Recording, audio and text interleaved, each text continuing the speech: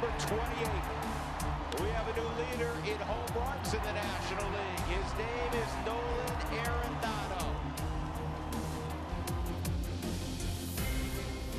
Well, I know everyone's been enamored with Trevor's story, as they should be, but don't forget about Nolan Arenado. The guy has 3 Gold Gloves, led the National League tied with 42 home runs last year, and of course he gets the honors of the first bobblehead of 2016. This guy looks very realistic, by the way. You think so? Wouldn't you say? I think he does. Eye black's a little iffy. I like really big it. sideburns.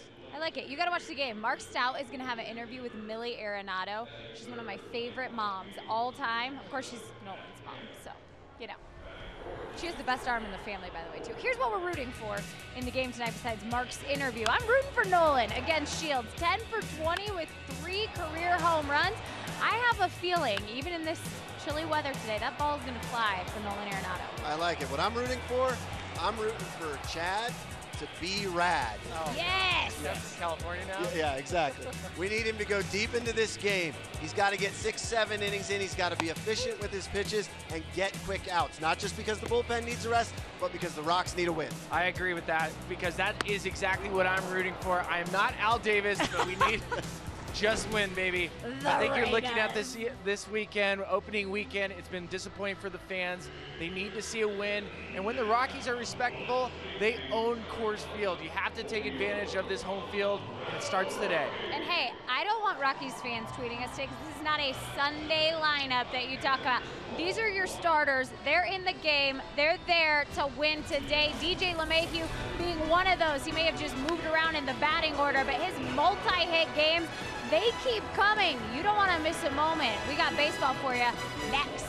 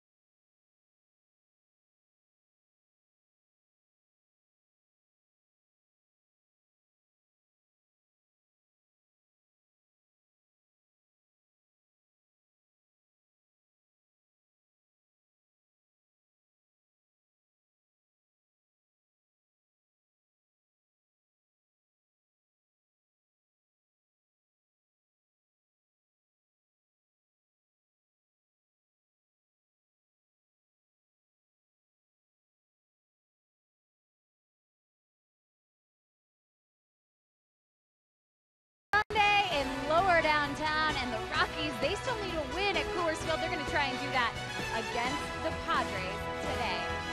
Hello, everyone. Jenny Cavnard back with you at center field. And you know what? There are a lot of storylines to watch for the Colorado Rockies this year in terms of offense, but one of those needs to be DJ LeMahieu. This guy is on a tear right now. In fact, it's not just a hit streak, it's a 5-game multi-hit streak, I should say. He actually made a franchise record yesterday to start the season with 5 multi-hit games, passing Larry Walker, who had 4. Of course, DJ LeMahieu can also hit anywhere in the lineup today. He will be hitting 6th.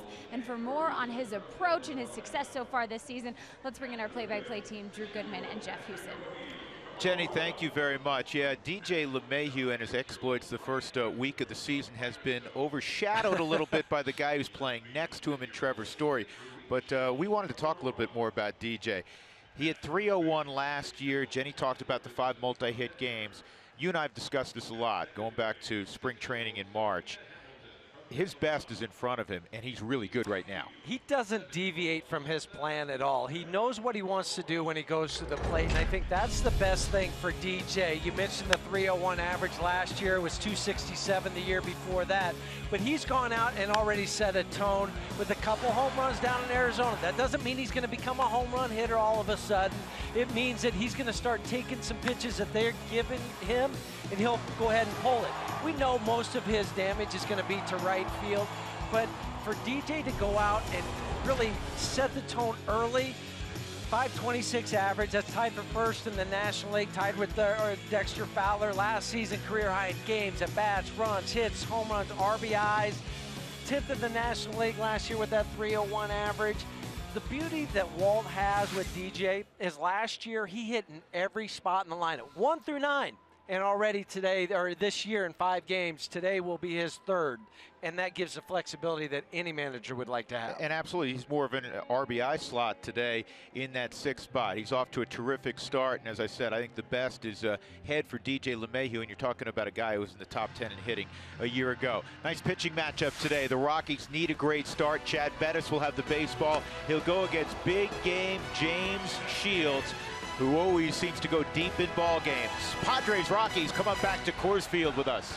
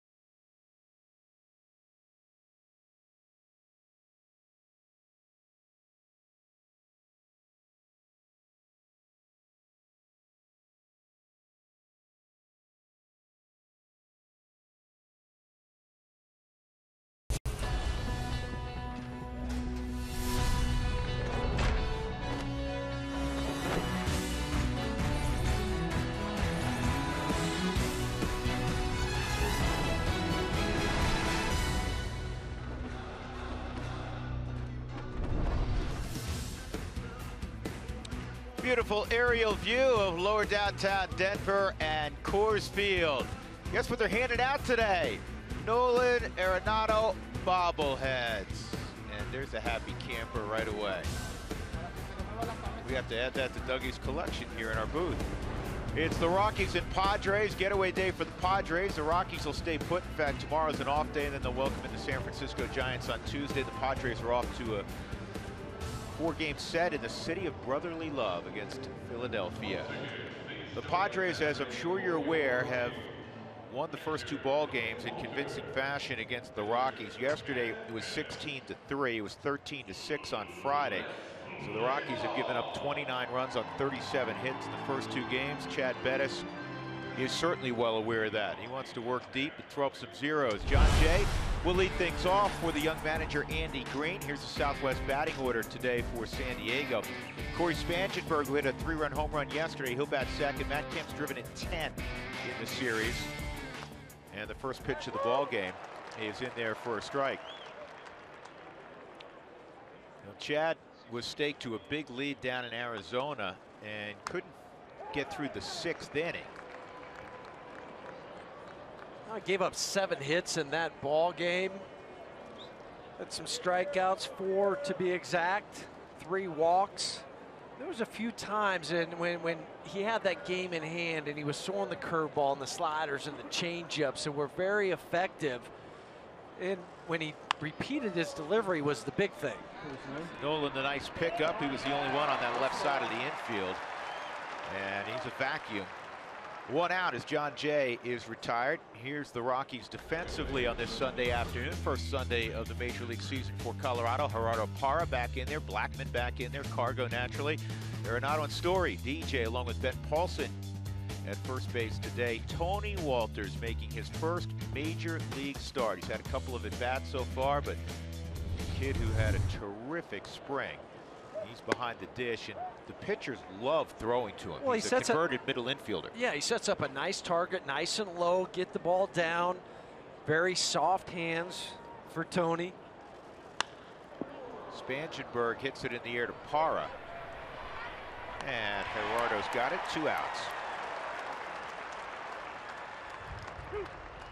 Let's take a look at the 4-pitch mix of Chad Bettis, the native of Lubbock, Texas. Oh, fastball at 92 miles an hour. He will move it in and out. And the first thing I noticed in this game already was the 2 fastballs he threw into the left-handers. That's huge to get them to think about it and honor that. That gets you to the changeups, your curveballs, and your sliders. And right now, it's kind of tough to pick. I know he's got a, above average changeup. His slider's good, but in Arizona, he threw some dandy curveballs. Shift is on for Matt Kemp, who, as we showed you, the Southwest batting order is 7 for 11 in this series with 3 home runs, and he's driven in 10. 10 is a Padre record for runs batted in over 2 ball games. Well, the home runs for Matt Kemp, really no doubt about him. The first one to left center field, and then another one later in the game. It's just been kind of the Matt Kemp show with those 10 RBIs. Beat the old record that was held by Xavier Nady, who had 9 RBIs in the first 5 games. That was in 2005. 3-0 on Kemp. That's in there for a strike. 3-1. Kemp had 20 of his 100 RBIs last season against the Rockies. So I'm sure that's not a surprise to you that more runs than he drove in against any other team in baseball. 3-1. And that's on the outside corner. And Matt's going to have to pick up his bat. Pick up the bat, and he'll probably apologize to Marvin Hudson as he goes by. And he will. He put his arm around him. My bad. Yep. Subaru strike zone on the corner. But watch Tony, how he receives this. Thumb down, perfect frame. Matt's been around 11 years now. That's the one thing. Yeah, you want the umpire as your friend. So he made sure he apologized, put his arm around him, don't want to show him up, and a little comebacker, and that will end the inning. So Bettis comes all the way back. He gets Kemp, and a fine start for Chad Bettis. We'll see the Rockies on offense when we return to Coors Field on a very pleasant Sunday afternoon in Lodo.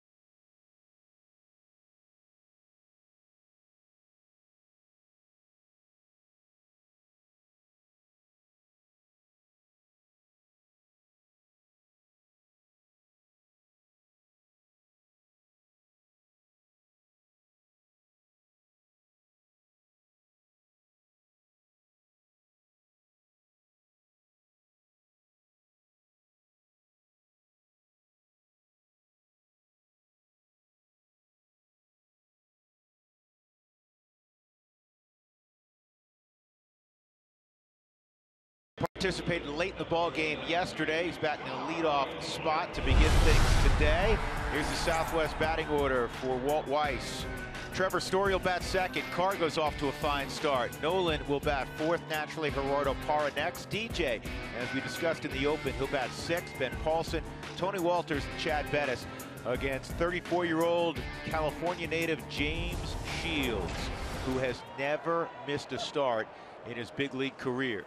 And James's first pitch is off the corner. In fact, the only time he's ever been mentioned on an injury report, 2006, he had to come out of a ball game. As this ball's hit well to center field. Jay going back, still going back, and he makes the catch. So Charlie gave it a ride, and a good catch by John Jay, 1 out. The only time he's been mentioned on an injury report back in 2006, he had to come out of a ball game with a hamstring strain, and he was listed as day-to-day, which he was. He didn't miss a start. And that is it, though. That's You go to any reference point and say, tell me about his injuries. That's what you'll see. Lost his last outing against the Dodgers. The 3 runs that he gave up were all in 1 inning. He's 127 and 98 in his career, which puts him 10th most among active pitchers in wins. Of course, Bartolo Colon at 218 and CC Sabathia second at 215 wins. You know, it'll be interesting watching Trevor Story here. The cat and mouse game has already begun. Story with the historic start to his career. Had an RBI single yesterday, did not hit a home run, but he saw a lot of breaking balls. So now that teams are accumulating video on him, how they pitch him here over these next couple of weeks, and it's always a series of counterpunching between a pitching staff as they prepare for a hitter, especially a young hitter they don't have a lot on, and then how that hitter adjusts. Do you make the adjustment first, or does the pitcher make the adjustment, or the team, or whoever it is? You know, we showed the scouts the last couple ball games. Steve Balboni, the advanced scout for the San Francisco Giants, is already here looking, and he's been watching. But for me, last night, that slider that Trevor took the opposite way when he was ahead in the count, 3-1, when you're thinking he might have a home run swing, he took it to right. And he fouls that off.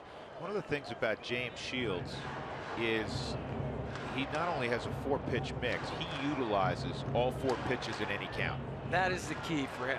That is why he's been successful. He doesn't fall into that pattern of a 1-2, it's a changeup. Right.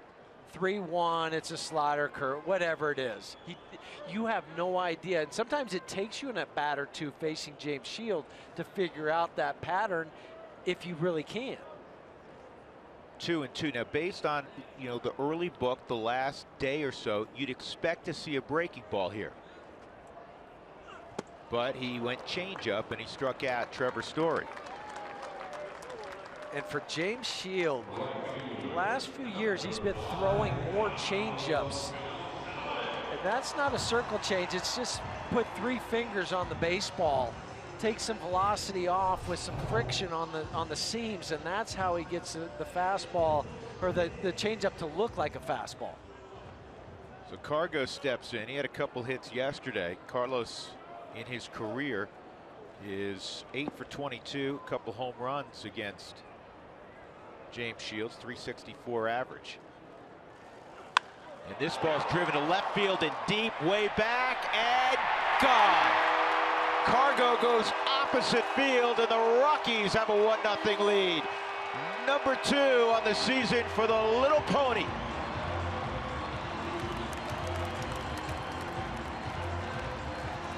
That also increases a 6-game hitting streak for Cargo this year, but to carry it back from last year, a 16-game hitting streak. Yesterday, he took 2 balls to left and left center field off of Drew Pomeranz. They set up away. Cargo takes the fastball away. James Shields like, what? Well, you forgot who's hitting, did you? Carlos Gonzalez has power to all fields, and he showed it right there. And you know what? You made a wonderful observation. That swing and approach was really a carryover from yesterday. And that's a good thing about facing a left-hander. And now Cargo's faced 2 early in the first 5 games to reinforce keeping that right shoulder in, and Cargo did. Well, Nolan's another guy with good numbers against James Shields in his career, 10 for 20 with 3 home runs.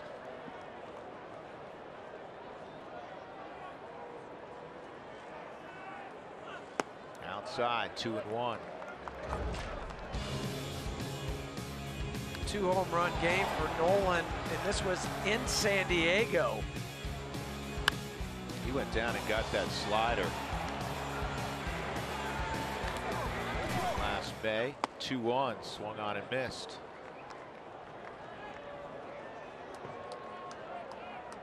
So now with 2 strikes, watching the second baseman Corey Spangenberg, he went from the left side over to the right side. Did that last night 2 or 3 times.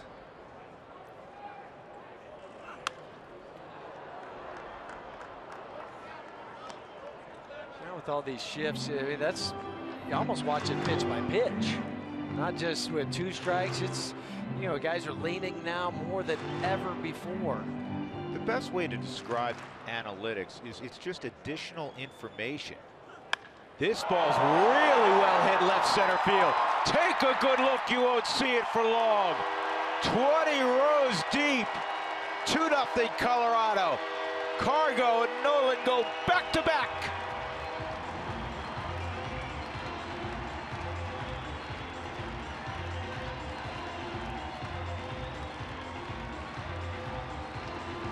Nolan needed that in more ways than one. Obviously, first and foremost, is for the ball club to put you up 2-0 back-to-back home run. But he's hit some balls hard early. I thought maybe he might start pressing a little bit yesterday. He just hasn't had the results that he would have hoped to coming out of spring training, or 04, I should say. But then to go out, that just makes you breathe a little easier. Here's Gerardo Parra, and he bounces one to second. Spangenberg throws out Gerardo. In the inning, Cargo goes opposite field. Nolan goes 15 rows up in left center. 2-0 Colorado.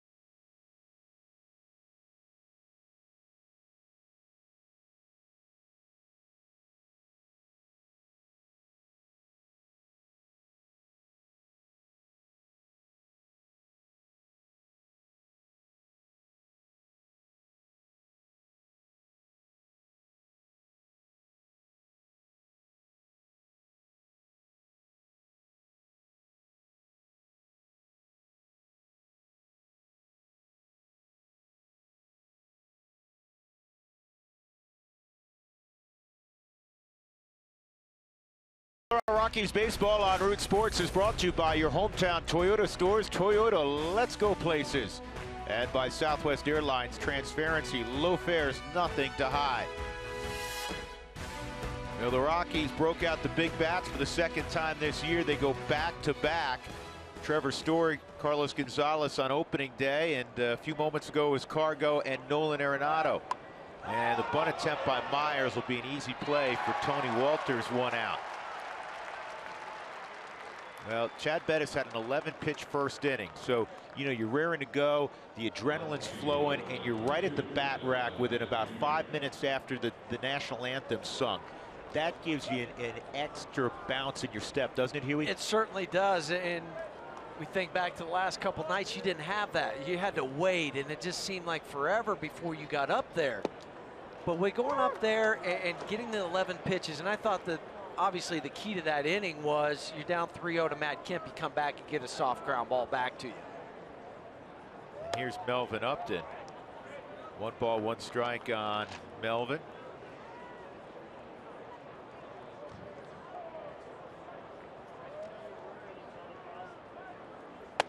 Way inside, 2-1. The other thing I like for Chad, though, and Tyler Chatwood did this too. They get the ball, they're right back on the hill, they're ready to go. They have an idea of what they want to do. There's not the wasted time in between pitches. And everybody, listen, everybody has to be who they are. We were talking about that with DJ LeMahieu. And Jorge De La Rosa has been a phenomenally successful pitcher. His personality, his pitching personality is such that he does a lot of thinking between pitches. That's who he is. And in the case of Bettis, in the case of Chatwood, when you're coaching a young player, you'd say, hey, work with great tempo if you can. It doesn't always work for everybody, so it's not a thinly veiled shot at the guys that are more methodical. But it's nice, and you know this as a shortstop your whole career, it's nice when you do have a guy that stays on the rubber. You're exactly right. That wasn't directed towards anybody. It's just trying to say that if you're teaching a kid, hey, get the ball, have an idea of what you want to do, so then it becomes a part of who they are. Christian Bethancourt is doing the catching this afternoon for San Diego. He's at the plate. Upton a base hit to right. How much better, by the way, does Melvin Upton look? Really, and it goes back to last year than when we saw him in Atlanta. Mark Kotze, the hitting coach last year, really worked with him to take it the other way. Kotze now the bench coach over in Oakland. But like 2 different players. Yeah, 2 different players. Quickly a 2-strike count on Bethancourt. It was before last season, and I think some of it for Upton was he just wanted to wipe out the previous 2 years in Atlanta. He said, so, you know, I want to go by my given name, Melvin Upton Jr. And I remember asking Justin, I said, what are you calling your brother? He goes, BJ. And so I asked Melvin, I said, what are guys calling you? He goes, oh, BJ.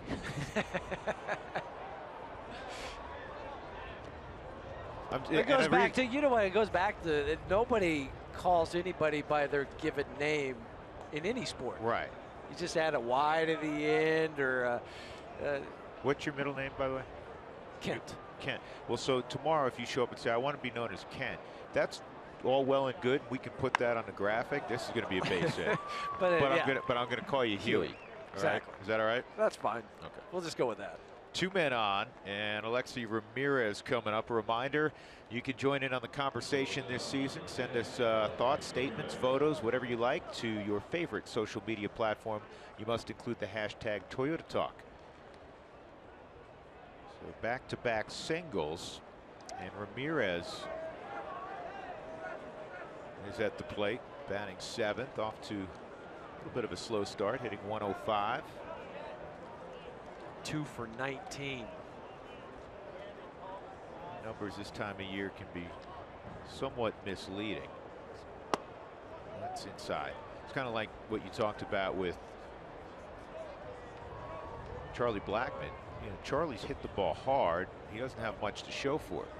Nolan Arenado hit the ball hard. Obviously, now he has something to show for it, the home run. But I mean, you can fluctuate your batting average by 100 points in one game.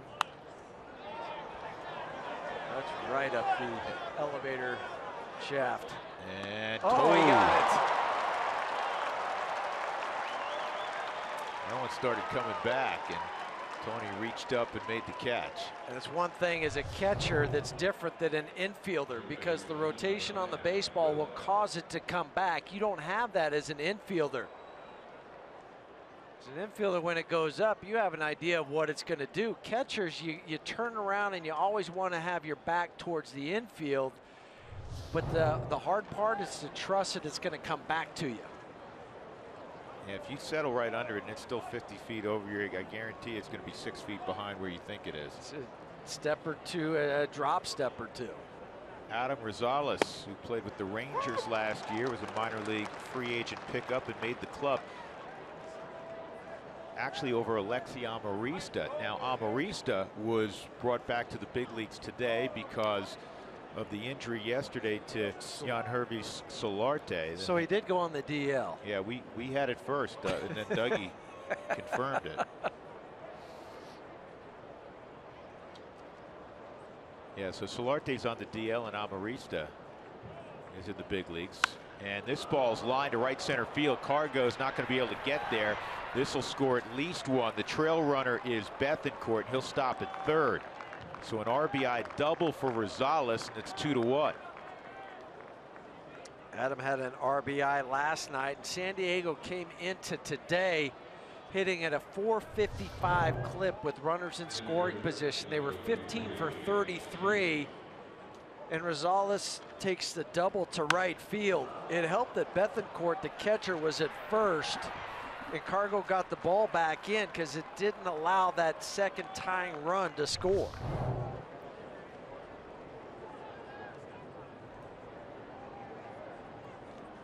James Shields at the plate. He takes a strike.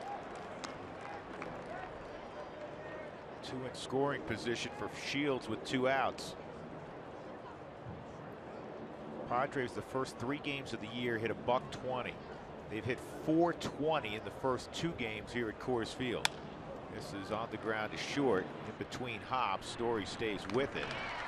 And that's all for the Padres. But they put together 3 hits. They have their first run. It's 2-1 as we go to the second.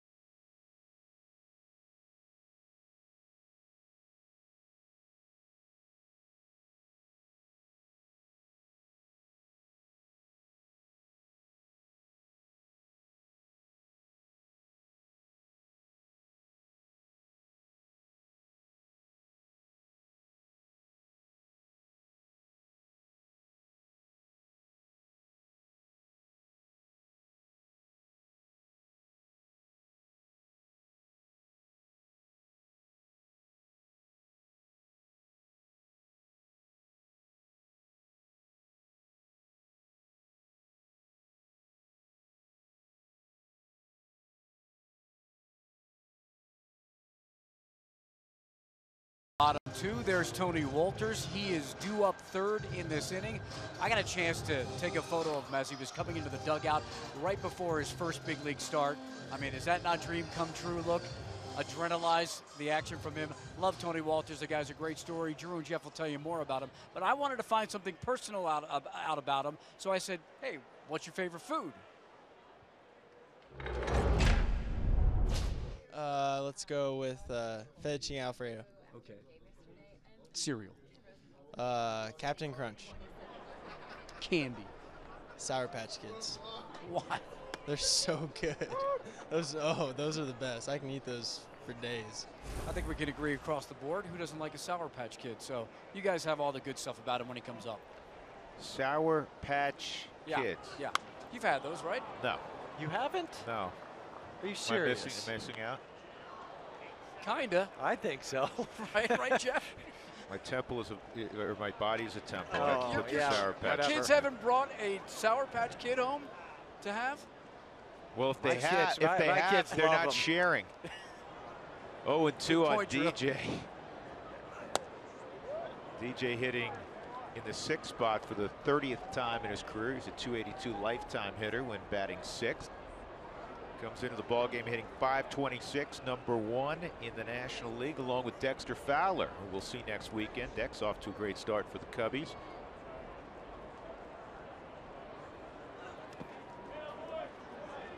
I loved Captain Crunch growing up. Who didn't like Captain Crunch, right? Mickey Tettleton, remember Mickey? You didn't like Captain Crunch? No, he Fruit Loops. He had Fruit Loops every morning when he was hitting all those home runs. Yeah. Yeah, that was his go-to cereal. Are you a late night cereal binger? No, I'm a dessert guy. You know that. I know that. Outside, 3-2 on LeMahieu. LeMahieu to be followed by Ben Paulson and Tony Walters. Mr. Captain Crunch. See on the Subaru strike zone where they're trying to pitch DJ. That's because they're playing him extremely to the opposite field. I mean, this is as dramatic a shift as we've seen in all the different shifts in the last couple of years. Yeah, this is the center fielder right here. Look at all this area over here that Melvin Upton Jr. is trying to patrol. Pitch him away and play him away. It really just looks odd from back here, doesn't it? It does. Because Matt Kemp, just looking at Kemp in right field, it's probably 5 or 6 long strides and he's to the foul line. Melvin Upton, if DJ were to turn and pull one down the third base line, you'd have to call an Uber to get to the baseball. A 79 opposite field his last year. That's obviously a big reason why. This is top to short. 1 out as Ramirez throws across the diamond. That'll bring up Ben Paulson, hitting .333 in the early going this year. Fans at the Rockies score 7 or more runs. Go to participating Colorado Taco Bell locations the next day between 4 and 6 to get your Rockies taco special. The Moss at Taco Bell. Colorado up 2-1. Back-to-back home runs in the first by Carlos Gonzalez and Nolan Arenado. Second for each of the star players for the Rockies.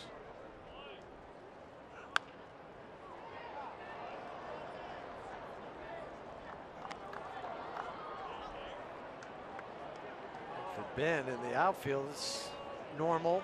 Extreme shift with the second baseman. There's a little bit of a shade with John Jay toward left center, and we've watched every one of Ben Paulson's at bats, and he hits a lot of balls in that left center field gap.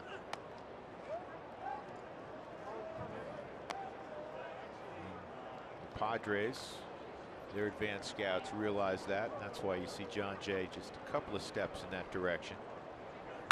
And this is pulled toward the hole. Bobbled for a moment. Shields gets there as Will Myers stayed with it. 2 outs. And here comes Tony Walters.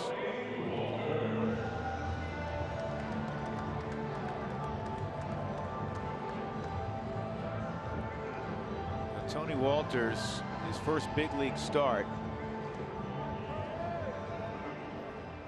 Tony this spring earned a spot on the club with a .406 batting average, and how well he handled himself not only behind the plate but his versatility. He's maybe the only guy in the big leagues that you can take out from behind the plate and put him at shortstop and be really comfortable with it.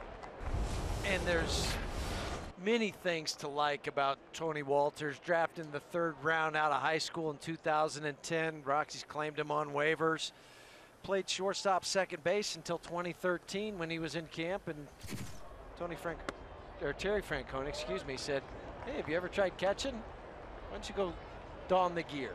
And when Walt heard that story, you know, your natural inclination is, okay, he's probably a little bit short in some regard in the middle infield. Walt saw him on the first day of camp taking ground balls, and he's like, wow. He said, that's a big league shortstop. He was taking ground balls yesterday and just feeding him from second to short. He and Trevor were working together. And you could tell that's what he grew up doing. It didn't look unusual at all. Carries 4 actually 5 gloves in his bag. There's a strike, 2-1. He has all his catcher's gloves, but he has a different glove he has a little longer glove for third base. He likes 11.5 at short. He likes 11.25 at second base, and he has an outfield glove also. Why not? 3-1. I think Cleveland and Johnny Wild did a great job, assistant to Jeff Bridich, in scouting Tony Walters and telling the Rockies, we got to go get him. There's some of his gear. He needs like 6 bags to get everything to the dugout. 3-1. That misses. So Walters draws a 2-out walk. And you know what? He just has a great mind for baseball. He understands where he's hitting. He's hitting the 8th spot. Flip the lineup over. He so does. Chad Bettis will come up here. But it's also his first start. So to have all that processed at one time and then know that 3-1 pitch real close to the zone, he takes it and walks. Pretty high baseball IQ. Absolutely. Now, this is not a place you'd run, but we do want to point out he has that ability also.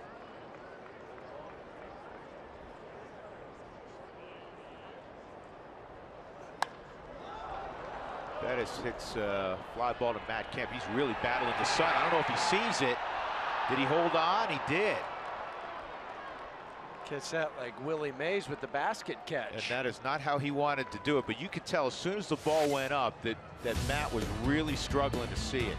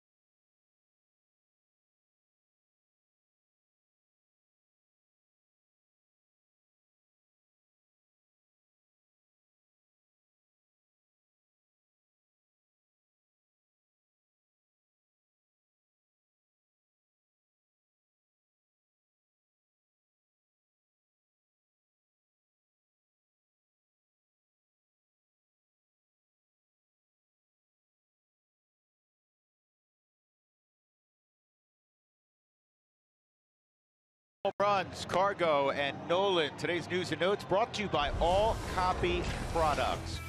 Well, Trevor Story, the talk of baseball in the opening week. A Major League record 6 home runs in the first 4 games. Kyle Schwarber, unfortunately for the Cubs, that collision with Dexter Fowler tore his ACL and lateral collateral ligament as well. He is out for the year. Ross Stripling, what a debut for him, through a Major League record 7 1/3 hitless innings, was pulled after 100 pitches, and then unfortunately the game unraveled behind him, so he ends up with a no decision, but great story.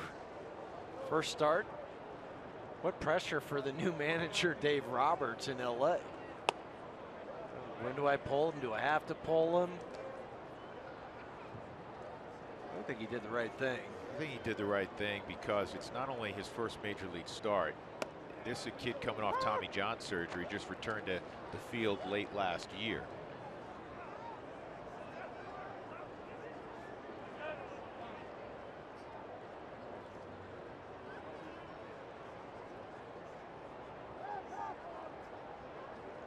Two balls and a strike on Jay. He grounded to short. Actually, he grounded to third, but Nolan was playing short first time. 2-2.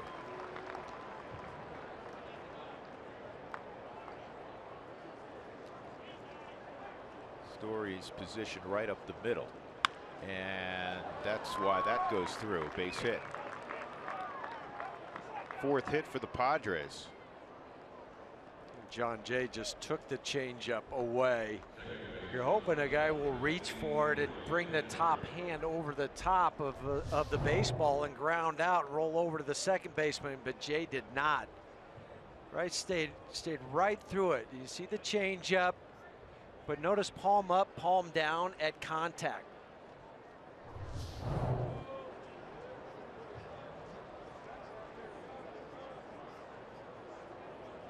Corey Spangenberg is at .339 in his young career against the Rockies. Victimized Colorado yesterday with a 3-run home run. You have to be wary of the bunt with him, even though he showed it there and you say, okay, now he's not going to show it again. Because of his tremendous speed, it's always in play for Spangenberg, especially after the leadoff single with the big bat of Matt Kemp on deck. I remember last year there was a game for Spangenberg where his first and second he was asked to sacrifice bunt, and he almost squared around, laid it down, and still beat it out. Yeah, their two fastest runners are Spangenberg and Jankowski. Jankowski coming off the bench right now for San Diego. 2-0.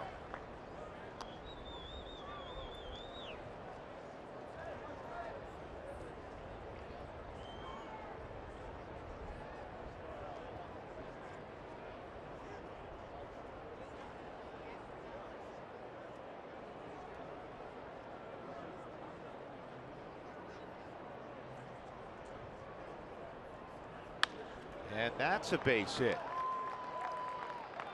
Parra knocks it down, and now trying to move up and safely into second is Spangenberg because of the great speed. And it's going to be a single and an error on Parra, and he got one of those, again, a tweener hop and had to have it bounce off his chest. And with the great speed of Spangenberg, you know, most guys probably wouldn't have been able to take advantage of this. So he drops down, and it does not drop in front of him because the way his body is turned, it's angled at a 45, causes it to go off to his right. First year of the season on Gerardo, fourth for the Rockies as a team. And now 2 in scoring position, nobody out, and Matt Kemp, who hit a comebacker, is at the plate. Kemp has already driven in 10 in this series.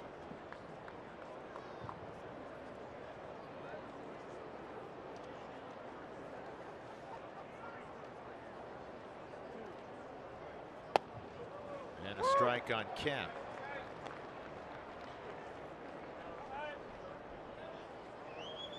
Good look on the Subaru strike zone where the pitch was located. Matt Kemp is among the active leaders in batting average in March and April at a .322 batting average. That's 5th best. Well received by Walters, but a little bit south of the strike zone, according to Marvin Hudson, home plate umpire. James Hoy's at first, Chad Fairchild at second, Jim Joyce is at third. What a difference, though.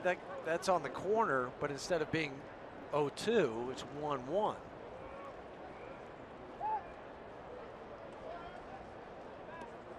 Club record for San Diego for most RBIs in a 3-game set.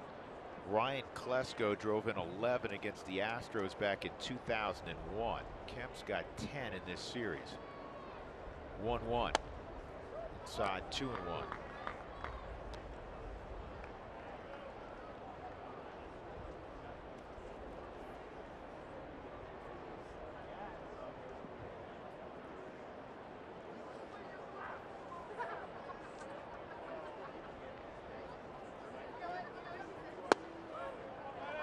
Kemp draws a walk.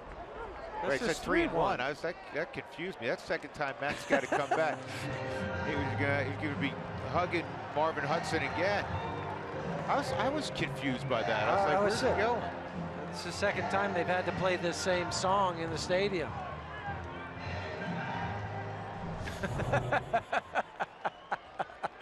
That was almost all the way to first Marvin base. Said, hey, come back here. There's, that's only 3 3 balls, 3-1 count.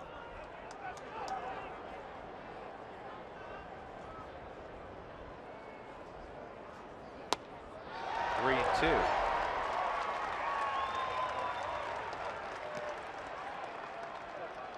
A hard cutter on the outer portion of the plate. 2-1 Colorado as the Padres hit the top of the third.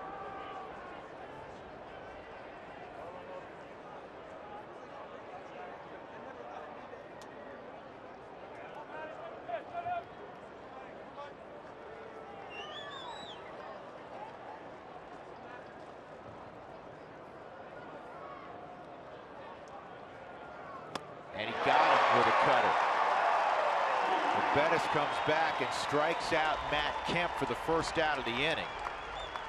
And that's the first strikeout of the afternoon for Chad. And what a big one it was, and at an appropriate time. Tardy on the swing was Matt Kemp. Pitch that cut away from him. Here's Will Myers. Tried to bunt his way on his first time up. Fouled out to Walters. Inside.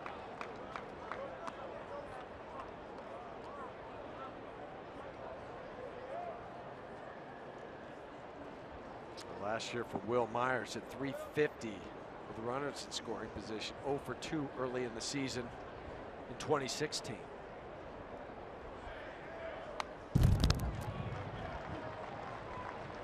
Chad reaching back for a couple extra miles an hour on the fastball.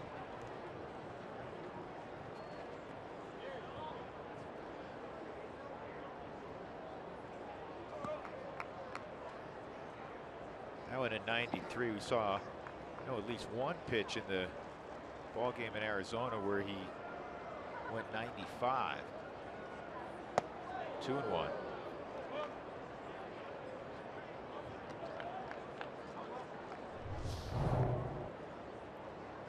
This about as close as you can to hitting Will Myers. At least grazing the jersey.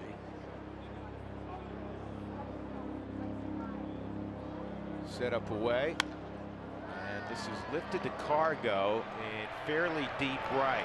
And here comes John Jay down the line. The throw to the plate was perfect, but Jay runs well. So on the sac fly by Myers, it is a 2-2 ball game. Also moving up Corey Spangenberg. And it was one extra hop from Cargo. He just couldn't get the grip that he wanted out of his glove. Watch, he catches it, one, and then goes. And that was the difference between safe and out. Because that throw was a laser on the money, right where you wanted as a catcher, but he just couldn't get the grip, couldn't get it out of his glove. A lot of people will say the most exciting play in baseball is the triple. Here's Melvin Upton. I'll tell you, one of the most exciting plays is watching Carlos Gonzalez uncork that rifle of a left arm he possesses. And everybody knows he has it. Now the Rockies have two of those guys because Park can really throw in left field also. 2-strike count on Upton in a 2-2 ball game in the third.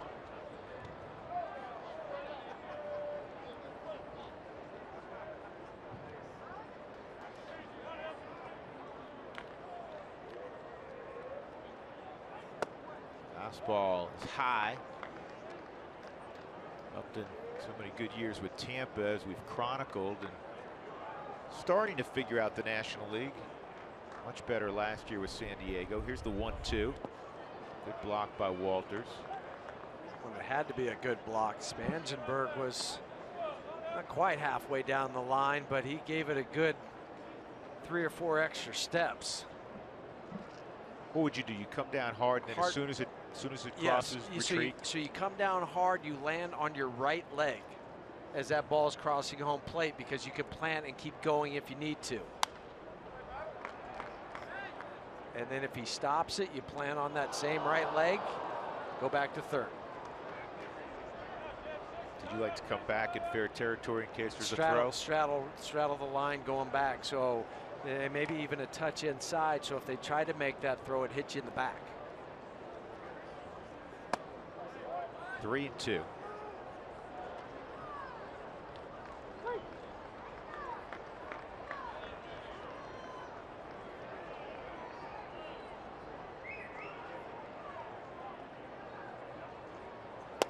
Got it. Strike 3. Upton not happy, but a called strike 3 in the inning.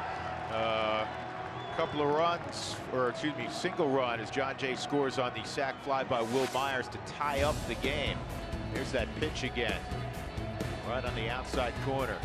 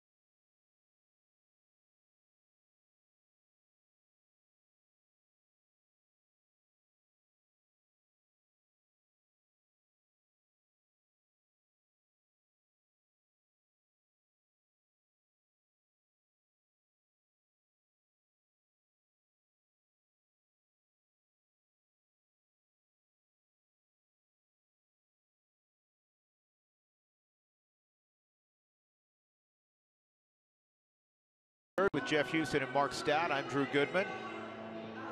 Fairly overcast this morning, but a lot of sunshine through the first few innings. Here's Charlie Blackmon against James Shields.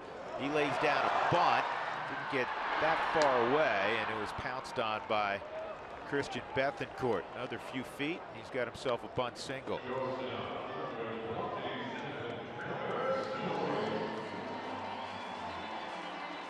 Trevor Story struck out on a 2-2 changeup his first time up.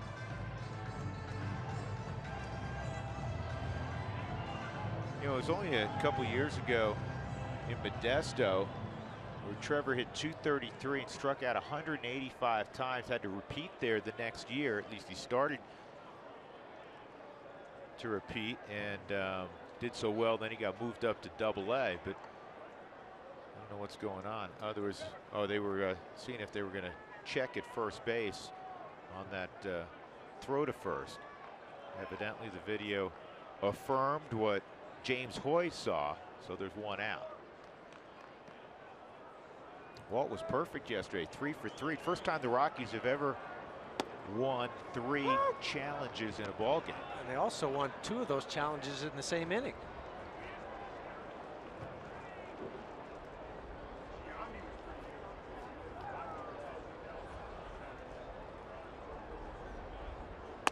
One and one on Story.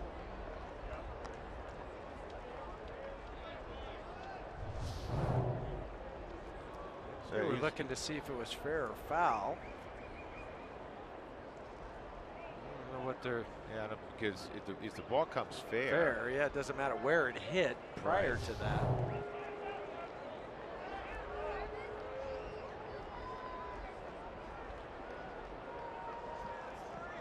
To get back to Trevor for a moment in the Cal League, remember he's just 23 years of age, so he was pretty young when he was in that league going against that's more of the advanced high A league. There's going to be struggles. It's part of the game. In fact, at Tulsa in 2014. In 205 at bats, he had 200. Outside 2-1. And then last year he began the year in Double-A in New Britain, hit 281 in 69 games. Actually in 256 at bats, got called up to Albuquerque in 256 at bats. The numbers were almost identical. 10 home runs, 40 RBIs in both places. And this is an easy play for Shields. 2 outs.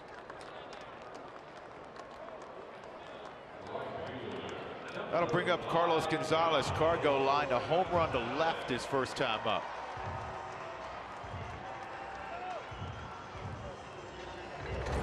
It's a typical Cargo laser shot in the first inning. And the classic finish.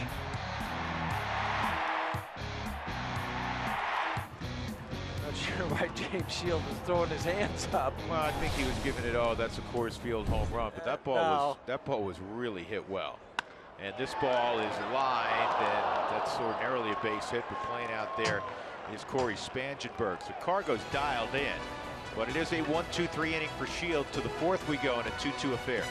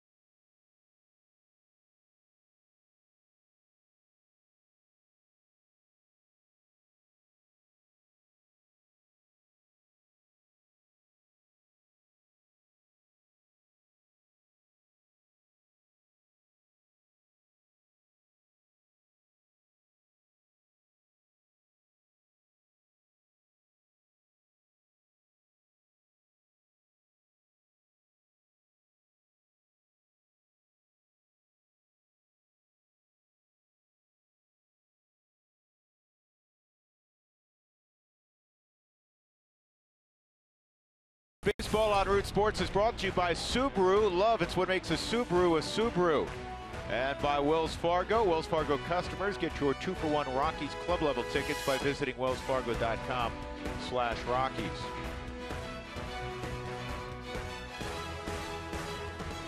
Set to go in the 4th inning. 2 runs, 5 hits for San Diego. 2 runs on 2 solo home runs for the Rockies. Cargo and Arenado, Christian Bethancourt, Alexi Ramirez, Adam Rosales.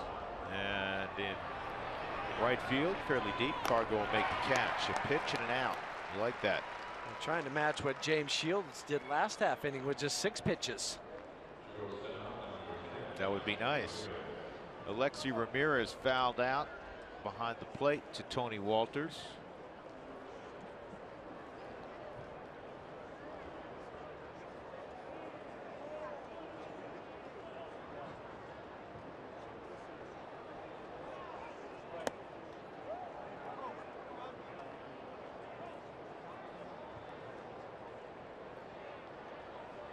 Want to know on Ramirez? Where's that? Well, I guess it was down. Just the way Tony received it, I thought it was closer than that. Soft Subaru hands, strike zone quiet doesn't hands. lie.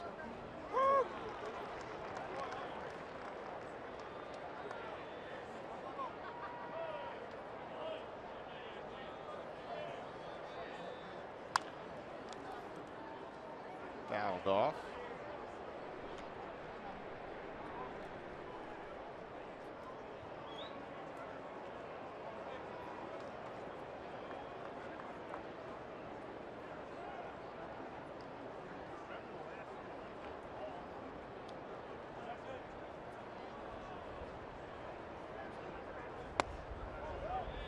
It's inside. 2-2, or excuse me, 3-2.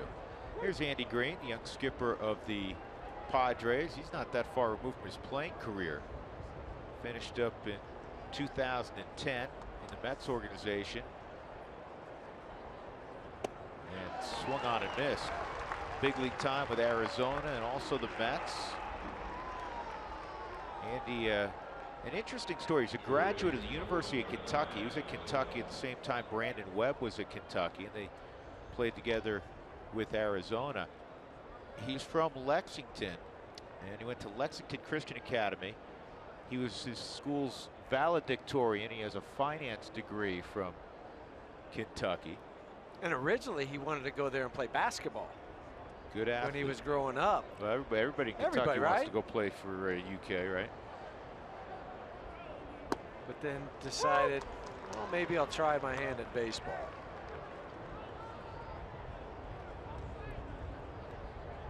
And coached a few years with Arizona, third base coach. Now a manager. He was talking about Nolan Arenado with me before the game, and he spent a good deal of time coaching third, chatting with Nolan during games, and he said, as so many others have, he is something else. Here comes Charlie. He'll get there. He said, I've never seen anything like it, the way he plays third base. Good inning for Chad Bettis. Nice bounce back inning after the Padres scored against him in the second and third. Just a 9-pitch inning. 2-2.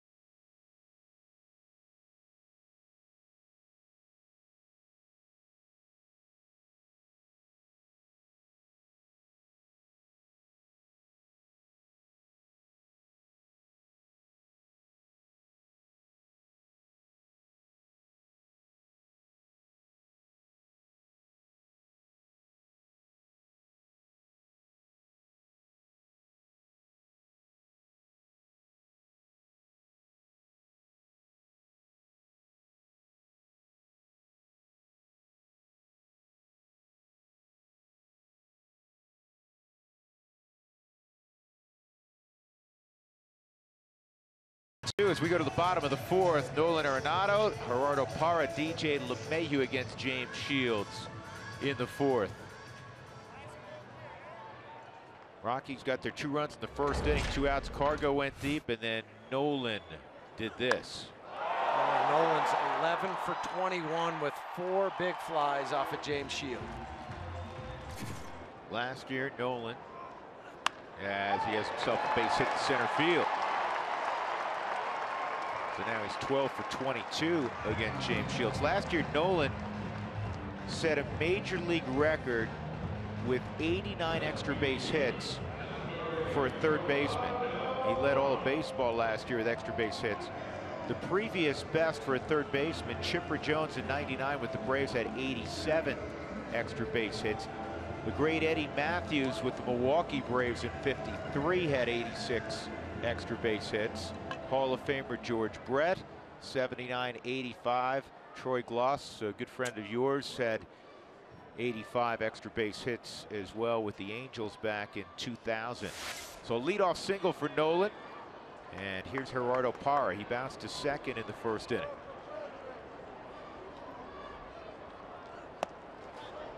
And with that leadoff single by Nolan, breaks a streak going for the leadoff hitters in this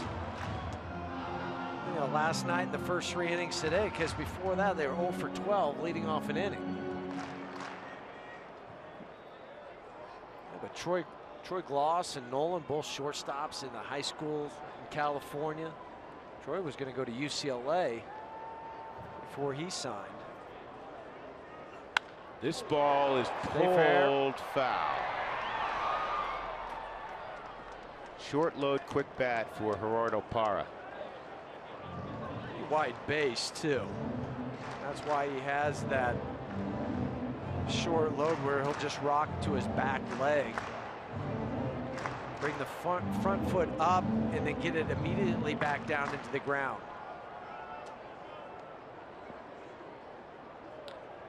Very simple setup, approach, and swing.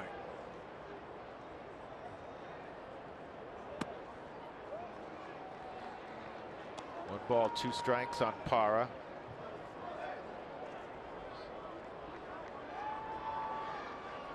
.275 lifetime hitter at Coors Field, and in 49 games, and he's not a big home run guy. He's going to hit 10 to 15, but his next home run here will be his first.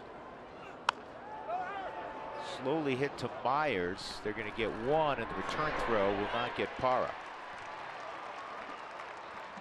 which sets up a little interesting offensive moment coming up, because you have LeMahieu coming and Parra with good speed at first base and 1 out. The Coors Light Cold Hard Facts are brought to you by Clean Crisp Coors Light. DJ LeMahieu, a multi-hit game and a club record 5 straight to begin the season. Previous mark he shared with Larry Walker. Only 14 times as a player began a season with multi-hit games in 6 straight. Since 1913, the most consecutive multi-hit games to start a season was the Hall of Famer Barry Larkin in 1990.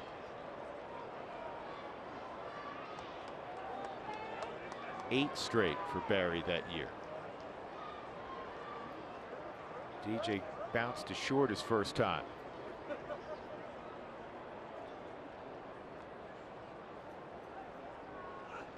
And this one to short. There's one, and the double play. That'll end the inning. We'll go to the 5th. 2-2 ball game.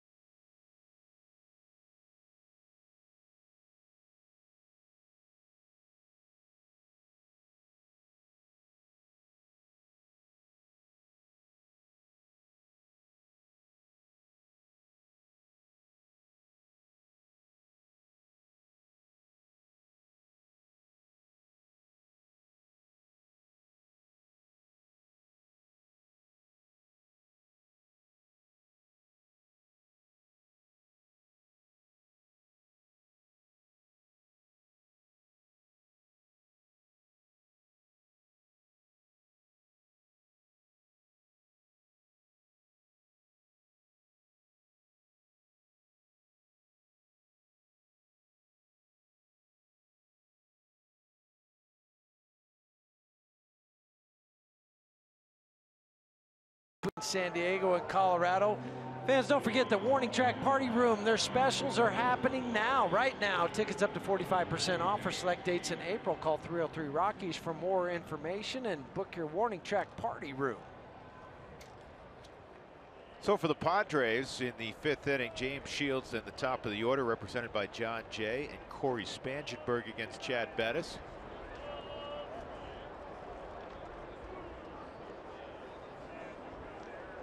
Bettis got Shields to ground to short his first time up. Then he pours that over the outer third of the plate. The only difference, really, I mean, obviously the 1 earned run is the difference between Shields and Bettis, but the pitches per inning. Because the last 2 innings for James Shields, he's throwing 12 total pitches, 6 and 6.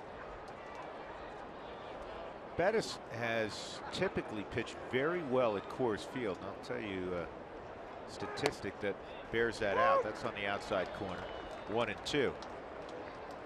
Last year he was 4-3 with a 4.99 ERA at Coors Field. You say, okay, well, solid, because anything under 5 at Coors Field seemingly pretty good. However, he had one atrocious start against the Angels. 2 1/3 innings, he gave up 10 runs on 8 hits. Every other start, by and large, was real solid. There's a strikeout of Shields. So if you take that one start away on July 17th, he fashioned a 3.66 ERA at Coors Field, and that certainly gets your attention. Yeah, and he doesn't have the demons of throwing at Coors Field. Last year, as you mentioned, 4.99, 4.3. That was 11 starts for Chad.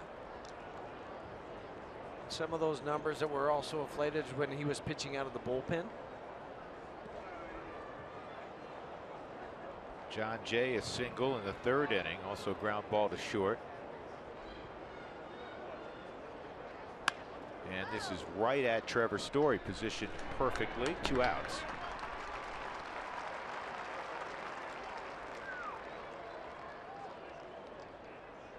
That'll bring up Corey Spangenberg.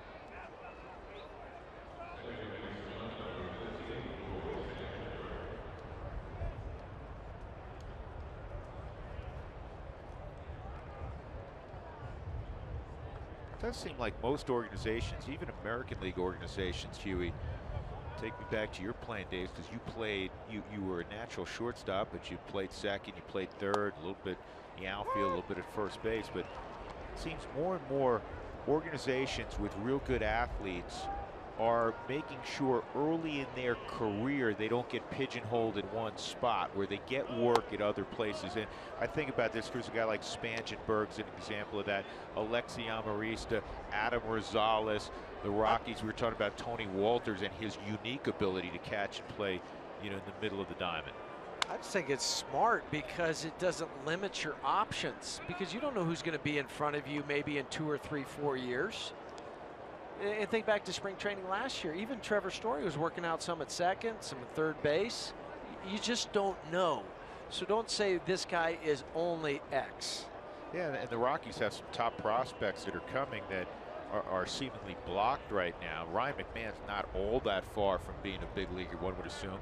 He's a third baseman by trade, but he's going to get some work at first base now, because I think the Rockies are pretty set at third base. I think they're real set. Brendan Rodgers is a ways away. He was the 2nd pick in the draft as a shortstop. Yeah, and he's in Asheville, right, so lower A. Right, but you never know what it's going to look like 2, 3, 4 years down the road. This is right at Trevor again. Good inning for Chad Bettis. Last 2 have been real sharp. 7 in a row set down for Chad Bettis. Now the Rockies will try to get after James Shields again. 2-2.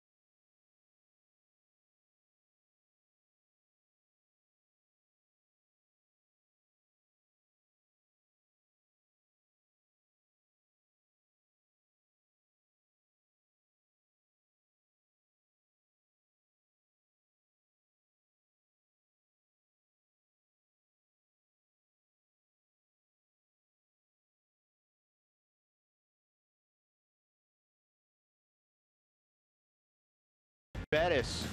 And here's our highlights from the minor leagues over the last couple of days.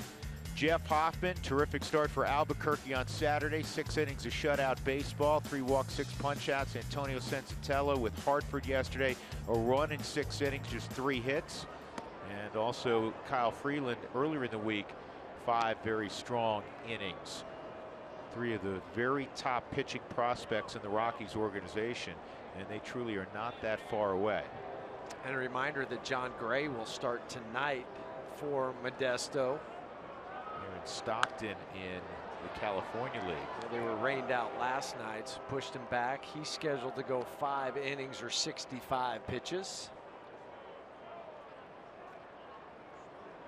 And that game for the Modesto Nuts just started.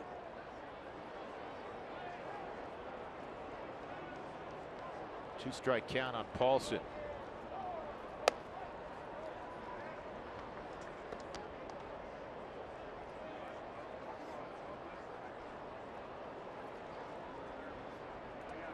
Sam Moll, Carlos Estevez off to good starts in the bullpen for Albuquerque.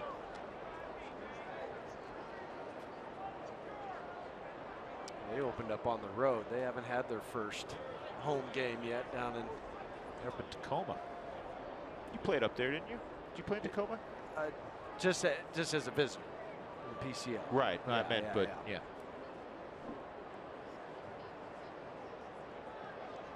So I got a tweet, and this I look at this a really high compliment, Huey, because you were a shortstop, as everybody knows, in the big leagues for more than 10 years. And Gilbert tweeted me and said, "Here's an interesting question for you. Would Jeff Houston ever become a pitching coach?" No. And I said, well, yeah, I'll let you answer, but probably not, because your primary expertise would lie as a infield instructor, which yes, you've done. Which I've done, and I thoroughly enjoyed that. That was fun. Strike 3 on Ben. Second strikeout for Shields. Like the hip side fastball, and thought it was to be up, maybe away, but it wasn't. Caught both on the Subaru strike zone. That'll bring up Tony Walters, who walked his first time up, the only walk allowed by Shields. Shields went 6 innings, gave up 3 runs on 6 hits against the Dodgers, took the loss. Talking to Andy Green earlier, talking about old school and how pitchers now are trained really just to go 6 innings. And the industry's changed. I think agents have something to do with that. And this fear that, you know, if anybody consistently throws well above 100 pitches, they're going to, you know, curl up in a fetal position and fall apart. But he said, man, he goes, if I wish I had to go out in the 6th inning and get the ball from James Shields, he goes, that wouldn't be pretty. No, he's one of the rare breeds now with the amount of innings that he throws, the amount of starts that he has every year. In the last 9 years, he's thrown over 200+ innings every single year. It's amazing, isn't it? He and King Felix, they're indestructible. 2-2, and Walters with his first big league hit. Atta baby Tony. EY's going to give him a big high five and get that baseball. That's the first thing he was doing. He wanted to make sure he got the baseball.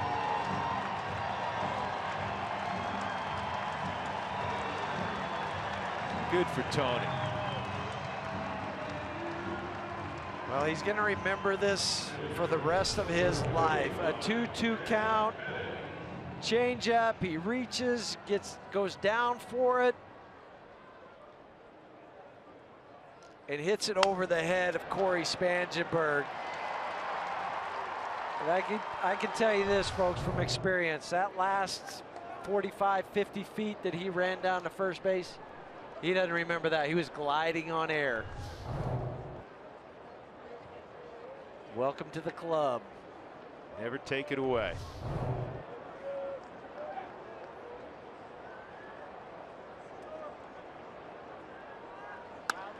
And a slug bunt. It's lined to right center field. Walters will go first to third.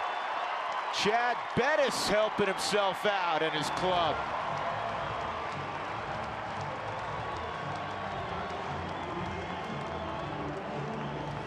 We said it a million times. Walt loves his play, and his pitching staff really executes it by and large very well. And they were using it yesterday. They brought the machine out yesterday afternoon before regular batting practice, and they were working on their sacrifice bunts like they should, but they were also working on slug bunts.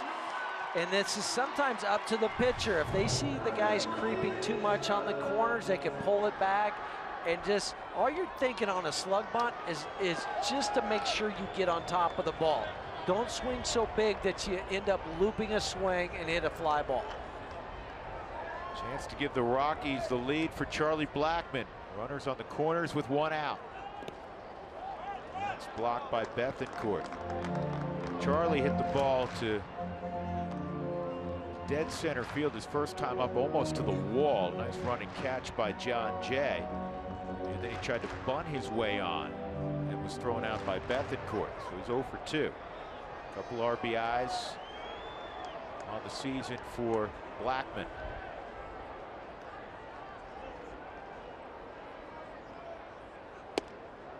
Inside. This is where Charlie's natural patience pays off. RBI situation, but he's not going to get beyond himself and expand. And he also has that eye where even at the first pitch, he's not going to look at it. Averaged just about 7.9 swings per first pitch last year. Yep, 7.9%, which was one of the lowest marks in baseball. 2-1.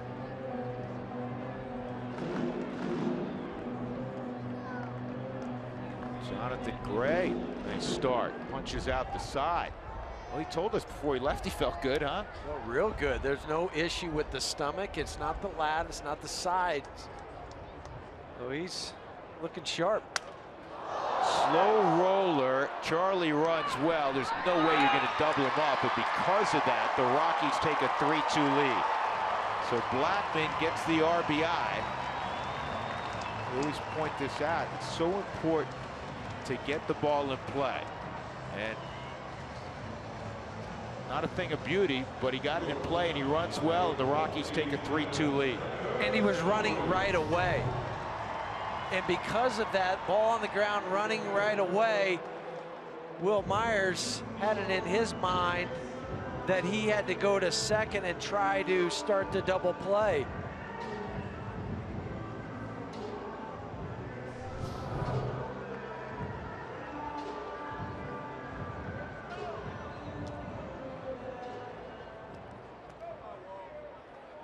Taking a look at something. Maybe at second base with the new, hey, he has to be on the bag. Yeah. I guarantee you, now that you bring that up, that's got to be what it is.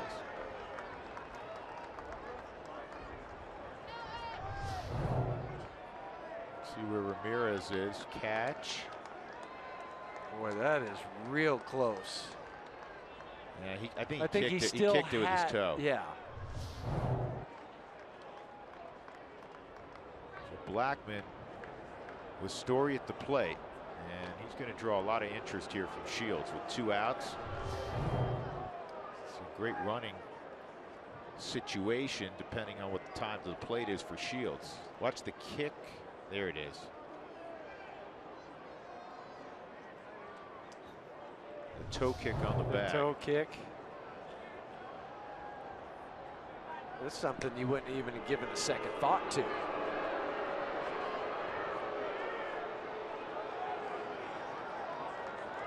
Trying to think, Huey, if there's always subtle rule changes here and there, the blocking the plate in the last couple of years. This one at second may be the biggest one I can recall in a while. Just because of taking something away, the neighborhood play that's been there forever. Shields was 1-1-3 to the plate there. That's not a good running. No. I mean, time. even if it goes to 1-2, it's hard to steal a base, no matter how big a lead that you have. You also have to watch when he goes down into his stretch, because he reaches for the baseball during that same time, that he could come up and make a quick snap throw just like that over to first base. As a base runner, if you're watching a guy and he has his hand behind his back, or he has the baseball there, then you can tell he might come up. Other guys that have it in his glove, that they don't reach into the glove until they come set, you can also get a big lead. But this guy, where he can make that throw at any point, you have to make sure you're balanced. Charlie takes off, stops, comes back, and he's safe.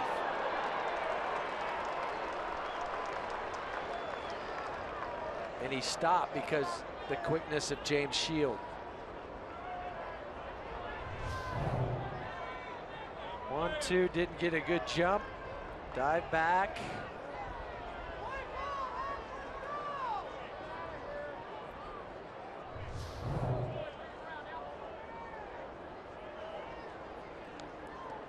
Shield's a little unusual that way. Most pitchers in the stretch will have the baseball in their hand. Yes, they should, or that's what's taught. That's what's taught.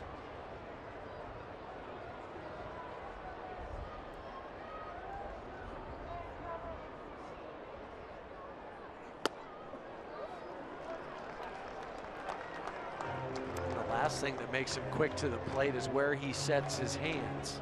Sets him right up by his right shoulder.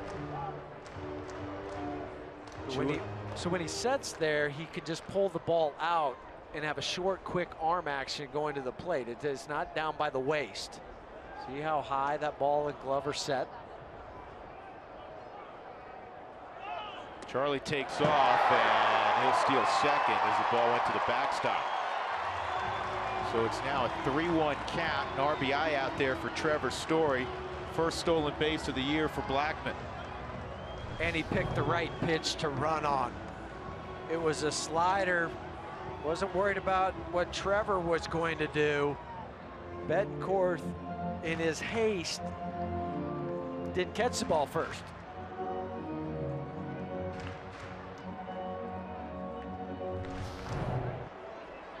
So Story, with the Rockies in front 3-2, an opportunity here to expand that by another run. Well, he'll pass the baton to Cargo, who's really swinging it well. He'll jog down to first, and that will get Darren Balsley on the jog to the mound.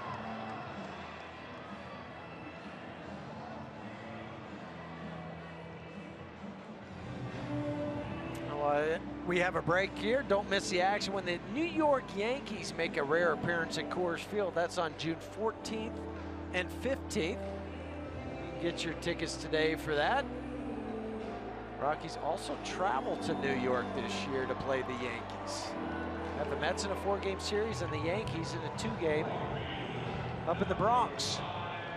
Can I have your tickets, by the way? I got a lot of things. Yes, you can. What, to the 4 at Shea Stadium? Or not Shea, sorry, Citi Field. I still call it Shea Stadium. I call it Shea. You know why? Because the Mets today were wearing their 1986 Mets jerseys. I noticed that, yeah. But they didn't hit like the 86 Mets today, No, though, did they? So Cargo lined a home run to left and then lined a shot that Spangenberg caught in short right field.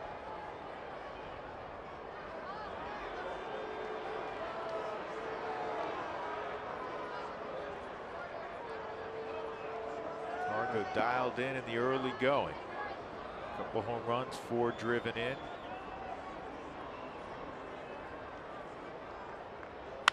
And this ball is pulled to first base. That'll end the inning. The Rockies do take the lead. They put together a couple of hits. They get an RBI ground out from Charlie Blackmon. It's 3-2 as we move to the 6th.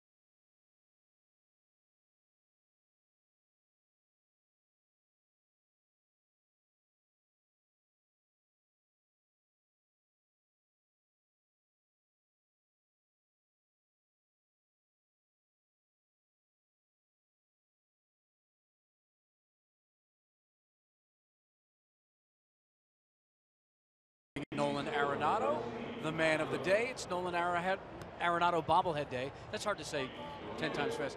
And this is his mom, Millie. How you doing?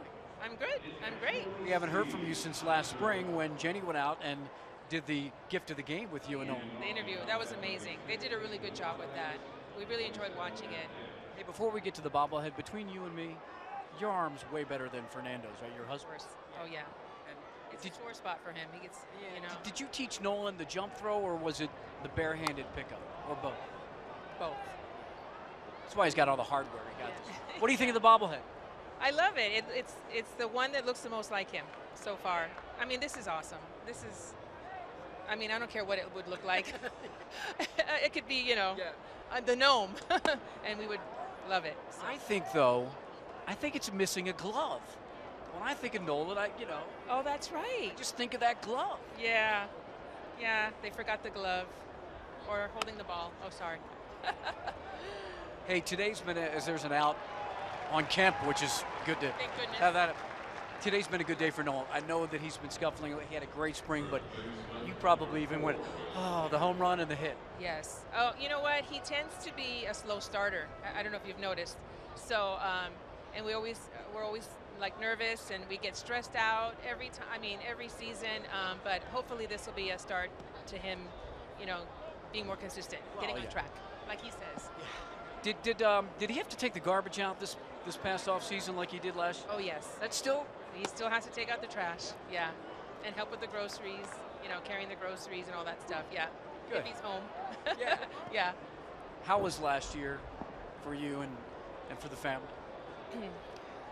Last year during the season. Just watching him and being able to enjoy what he does. Last year was it was amazing. I mean, we couldn't ever anticipate that he was going to accomplish all that he accomplished. You know, we're just so blessed. He's blessed to be able to do what he wants to do, what makes him happy. You know, this is just great. There are no words. It's just we're blessed. Millie, it's good to see you. We're going to hear from you down the road for our Toyota Talk Tuesday Twitter takeover. Yeah, that's right. I'm excited. We have that planned for Mother's Day week as we get a second out here in the inning. So get ready for that. Okay, I'll be ready. And then get back to your seat with Fernando because Nolan's leading off. Yeah, okay. Thank you. Always great to see you. Good to see you too. Guys. Mark, thank you. Millie's great on social media. And she need not worry. I mean, every parent goes through the stress when their kid is at bat. But I think he's going to stick around. I think he's safe, even though he, as she says, has gotten off to slow starts in the past. But it just goes to show you, it doesn't matter whether your kid is playing Little League or 8 years old or 12-year-old or 24-year-old, whatever it is, that you still worry about how they're doing. Absolutely. You're still a mom. You're still a mom or a dad. You live and die and eat and sleep and breathe with every pitch. As I've said to my own kids and other kids on many occasions, guess what? No matter what occurs here, mom and dad are still going to love you at the end of the ball game. That is right. And then you can take out the garbage. And bring in the groceries. That's right. 1-2 on Upton. Chad Bettis has retired 9 straight since giving up the sac fly, and it's going to be 10 straight.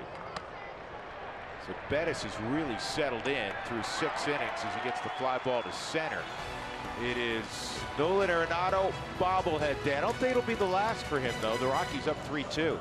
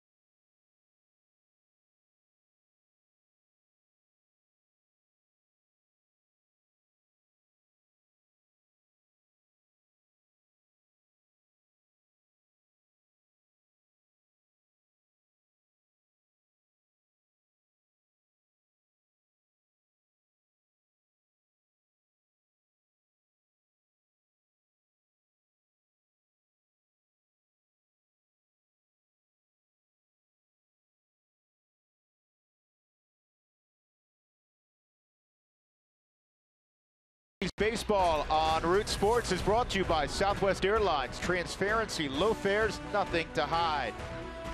Rockies trying to salvage 1 of 3 in this first home 3-game set of the season against the Padres. Still plenty of snow in the high country. Nolan Arenado with the Rockies up 3-2, leading things off in the 6th inning. Home run and a single for Nolan. With mom and dad looking on, he takes inside.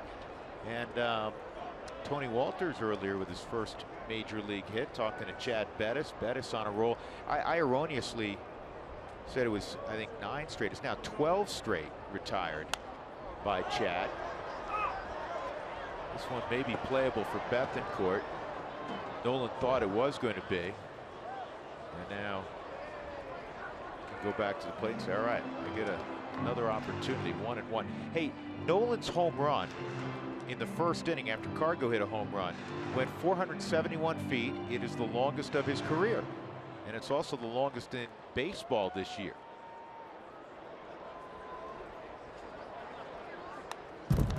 Some guys, Huey, have the ability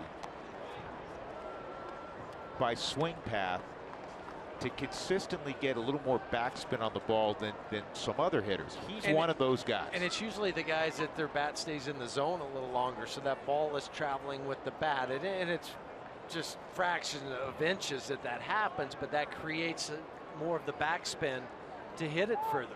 A former Rocky who's been a great player in St. Louis, Matt Holliday, has the ability to really backspin Yes. a baseball. That was when you're 240 chiseled. Yeah, outside, 2-2. I don't know if you've seen Matt. I know you have this year. I'm talking to all the folks at home. Matt lost 20 pounds. He played at 255 last year. He wasn't heavy. I mean, Matt is as strong a guy as there is in baseball, and he's always chiseled. But he lost 20 pounds. I thought you were going to. I thought you were going to say he grew a beard like everybody else in baseball. Well, he did do that too. 2-2. And the foul tip keeps Nolan alive. Gerardo Parra on deck.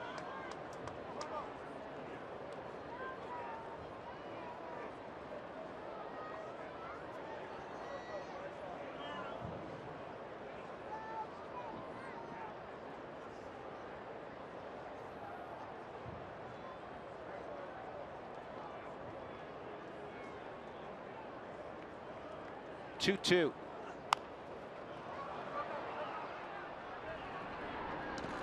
And 1 out.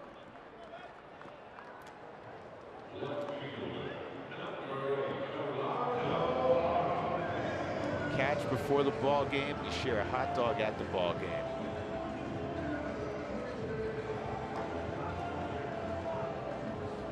That's beautiful.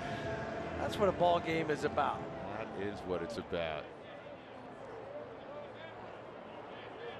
Well, watch your favorite players, share a hot dog, as you mentioned, share a game of catch either before or after the game. They've got good seats. Pay attention now. You're on the open side.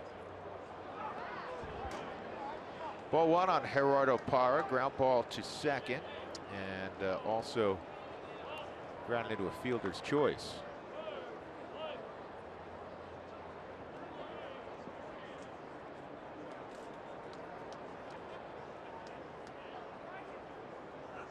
Way inside. You know, some of the batting gloves today, they look like fancy ski gloves, something you'd see up in Vail. Look at that. Look at those.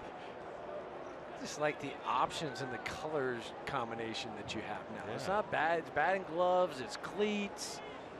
Sometimes it's even baseball gloves. Well, Mark Reynolds wore the purple spikes on opening day. And on the ground to Spangenberg. 2 outs. All fans through the gates on Saturday, April 23rd, will receive a monthly wall calendar courtesy of us here at Root Sports. The Root Sports calendar, Saturday, April 23rd. All fans. 2 outs, nobody on. DJ LeMahieu at the plate. DJ, first 5 games, all multi-hit games. That's a new Rockies record to begin the season. Larry Walker and DJ had shared it with 4. DJ's 0 for 2, which means he's going to get a knock here and then get a knock a little later in the game. Well, that's what he did last night, was 0 for his first 3, base hit in the 7th. And then to me, the hustle double in the 9th when the score was 16-3. And he legs out a double because left fielder Melvin Upton didn't run as hard as he could after. DJ's just playing like it was 0-0 ball game. 2-0. DJ, a lifetime .325 hitter against the Padres, which among active players is the 3rd best average. Actually, it's tied for 2nd with Albert Pujols. The only guy better is Carl Crawford. Crawford's hit .330 against Padre pitching. Crawford just went on the DL again for the Dodgers. So in the last 5 years, Carl Crawford has been on the DL at least a month every single year. And what would be, well, that's already concerning. But what's really concerning is the back. Yeah, you just never know how those are going to respond, if it's ever going to be the same. Backs are, as everybody knows, are a tricky proposition. 3-1 on LeMahieu. Ben Paulson on deck.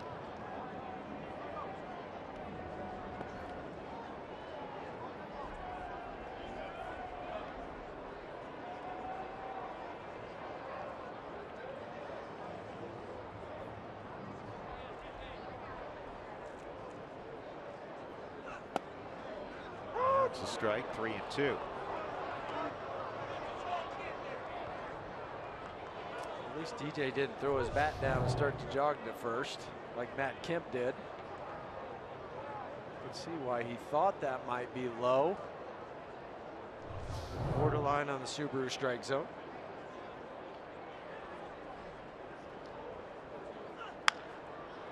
And on the ground to 3rd. Rosales has it. Shields has a 1-2-3 inning, all ground ball outs. We turn the page to inning number 7. Colorado 3, San Diego 2.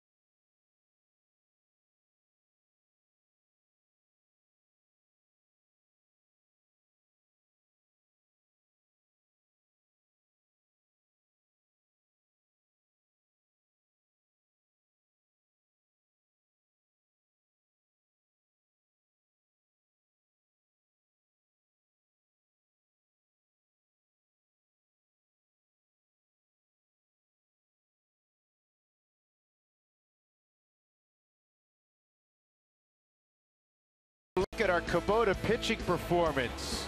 Chad Bettis, in his 2nd start of the year, has pitched really well. He gave up 2 runs on 5 hits in the 2nd and 3rd. Since then, he's retired 12 in a row. And he's had some quick innings also, so he's sitting on 85 pitches as he begins the 7th inning. And he's in the bottom portion of the lineup. Christian Bethancourt, Alexi Ramirez, Adam Rosales, 6, 7, and 8, and a breaking ball for strike 1. Bettis and the Rockies ahead 3-2 with Jeff Houston and Mark Stout. I'm Drew Goodman. Rockies trying to level their record at 3-3 here in the opening days of 2016. The Padres are 2-3. 1-1, foul ball. That was a emergency swing by Bethancourt. And for Chad today, we go back to that emergency swing. Like, well, I don't want it to hit me, so I'm going to try to foul it off. I was going to say, Chad Bettis, 6 ground ball outs, 7 flyouts, 5 strikeouts.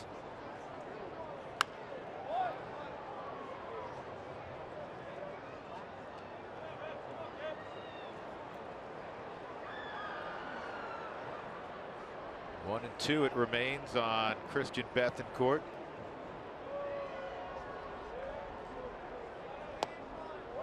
Two and two.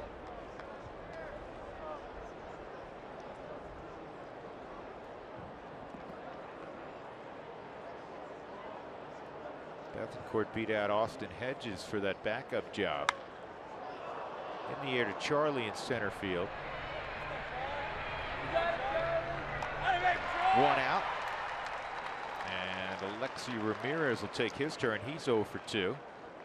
This is exactly, let me underline that again, exactly what the Rockies needed. They had a .920 ERA coming into the ball game. They needed quality length out of their starting pitcher, and they're getting that from Chad Bettis. Yeah, not only underlined, but in capital letters, because they needed that. What happened 3 1/3 from the last couple nights. Bullpen needed a break, but this team needed it too. I mean, it's not only for Chad, but the ball club needed it. Bettis misses inside, 1-0 on Alexi Ramirez.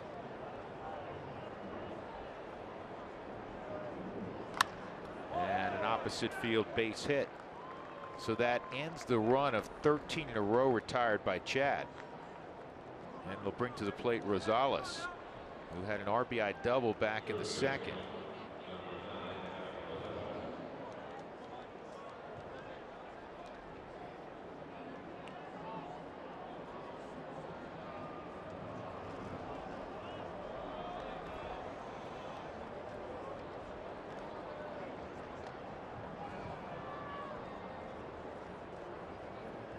Sandy Green looks on Brett Wallace. Left-handed hitters come to the on-deck circle for Shields.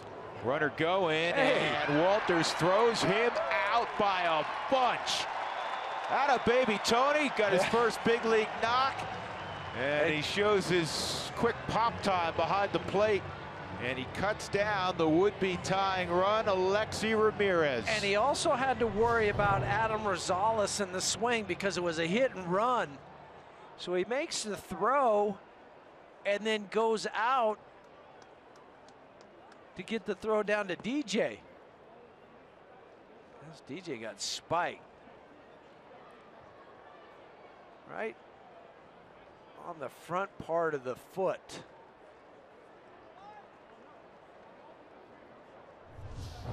And Walt's talking to home plate umpire Marvin Hudson.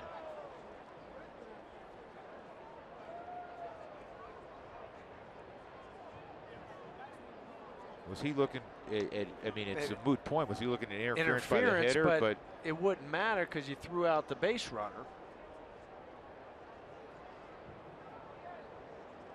And again, Tony Walters, have a day, young man. It's your first big league hit. And then throw out would-be base stealer. You know, I think he's referencing the bat. I'm guessing that, you know, the bat nearly tripped up Walters inside 1-1. And I think maybe that's what Marvin Hudson was pointing at in case something happened and he wasn't out at second base.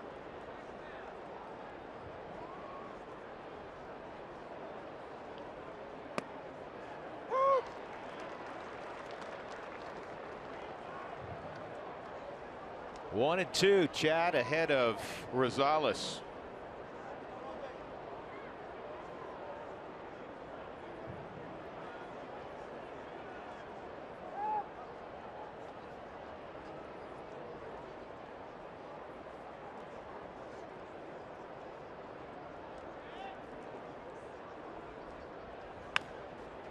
Good location, jammed him. He's had that good location inside with this fastball all day long. He has stayed out of the middle portion of the plate. He's had a good cutter today. And you see there's a pattern there on the Subaru strike zone. He's trying to pound Rosales in. And he had shook to that pitch. Now they're going away fastball. And he bellied up 95 there. Chad can still reach back. I mean, this is a guy, when he was a pitcher of the year in the California League, he'd throw up some 97s and 98s on occasion. And that was 2011. He was 12-5 with a 3.34 ERA that year. 2-2. And he goes changeup. Beautiful pitch to strike out Rosales. And that is the 6th strikeout of the ball game. A strong 7th inning for Chad Bettis. And if it's his final pitch of the outing, what a terrific outing for Bettis. Stretch time at Coors Field. The Rockies leading the Padres 3-2. This being Sunday. We sit back and enjoy a rendition of God Bless America.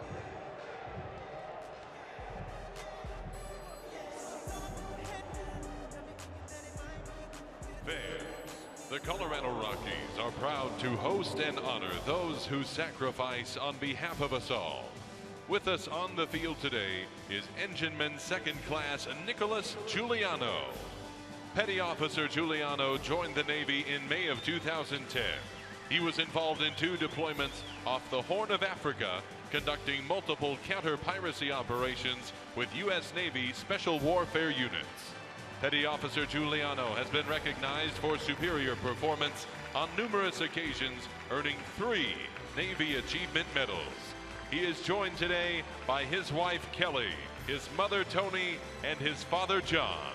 Fans, please give a warm hero's welcome to Engineman Second Class Nicholas Giuliano and all of our nation's brave servicemen and women and their families. We thank you for your service and sacrifice.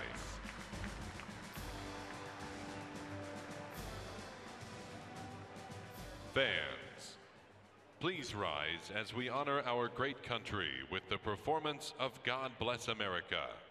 Performing God Bless America today, representing the United States Air Force Academy Band, is Master Sergeant Tim Allums. Please welcome Master Sergeant Allums and join him by singing along to God Bless America.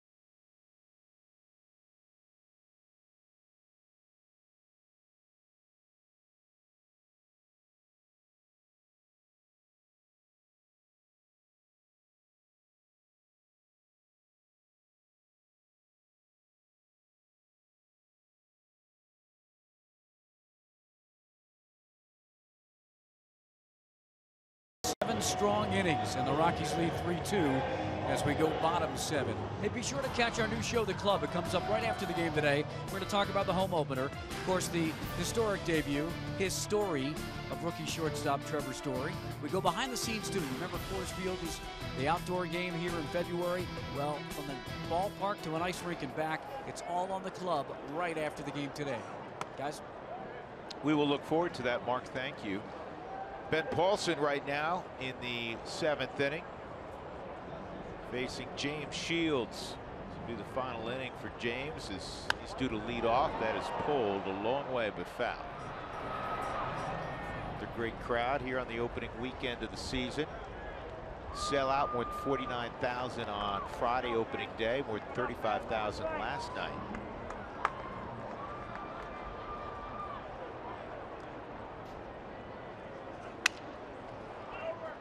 Shields gets the roller to first. 3-1's how you score that, and Tony Walters will take his turn. Back in the 5th inning, a moment that Tony will remember forever. First big league hit, a 2-2 count, changeup, right field, April 10th, Sunday afternoon.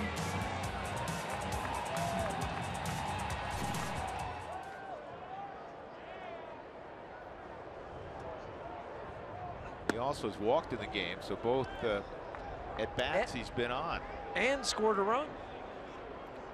He's had a perfect day.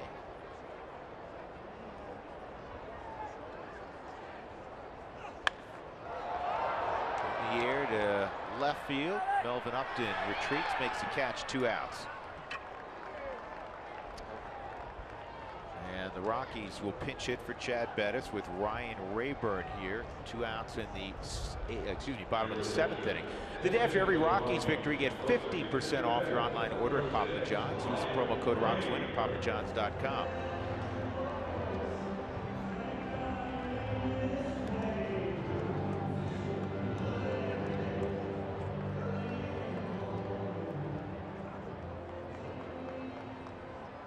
Rockies have both Boone Logan and Chad Qualls up.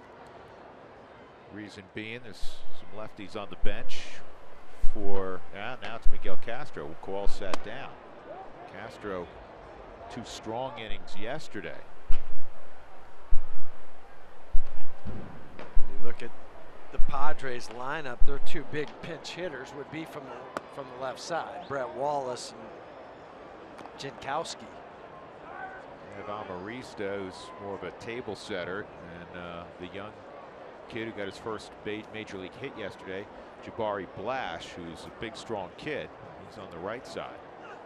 This ball crushed to left. Get up, get out. That'll help. Pinch hit, home run for Ryan Rayburn, and the Rockies lead it 4-2.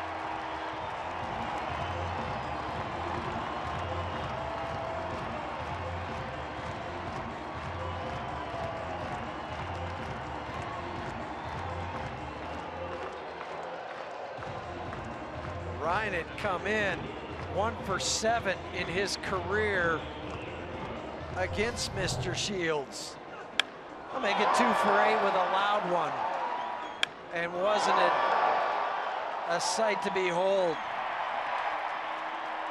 Good 15, 16 rows deep in left field for a 2nd home run. 5th career pinch home run for Ryan Rayburn. That's inside on Chad Bettis. One of the first things that Rayburn said, he knew that the Rockies had picked him up because they had a number of left-handed bats in their outfield. They needed another right-handed bat, and the great work he's done the last 3 years against left-handed pitching. But almost as a friendly reminder, he would say fairly frequently that, you know what, I've hit righties pretty well also. And it showed up in spring training when his first game that he put on a Rockies uniform and played, he went out against Keith Felix and threw out a couple hits that day. Really nice pickup by Jeff Bridich and his staff late in the process, and it's a guy that they had eyeballed for a while. And sometimes you have to let it play out. Well, you know, sometimes the player and his agent thinks, well, we may get a multi-year offer somewhere else, or a big league offer that, you know, is more to our liking. And the Rockies stayed involved, stayed engaged, and they end up landing Ryan Rayburn. It's really paid off a bunch here in the opening week. Ryan Rayburn off the bench has provided the Rockies with a 2-run lead. His 5th career pinch hit home run, 2nd home run of the year for the Rockies, and it's 4-2 Colorado as we go to the 8th.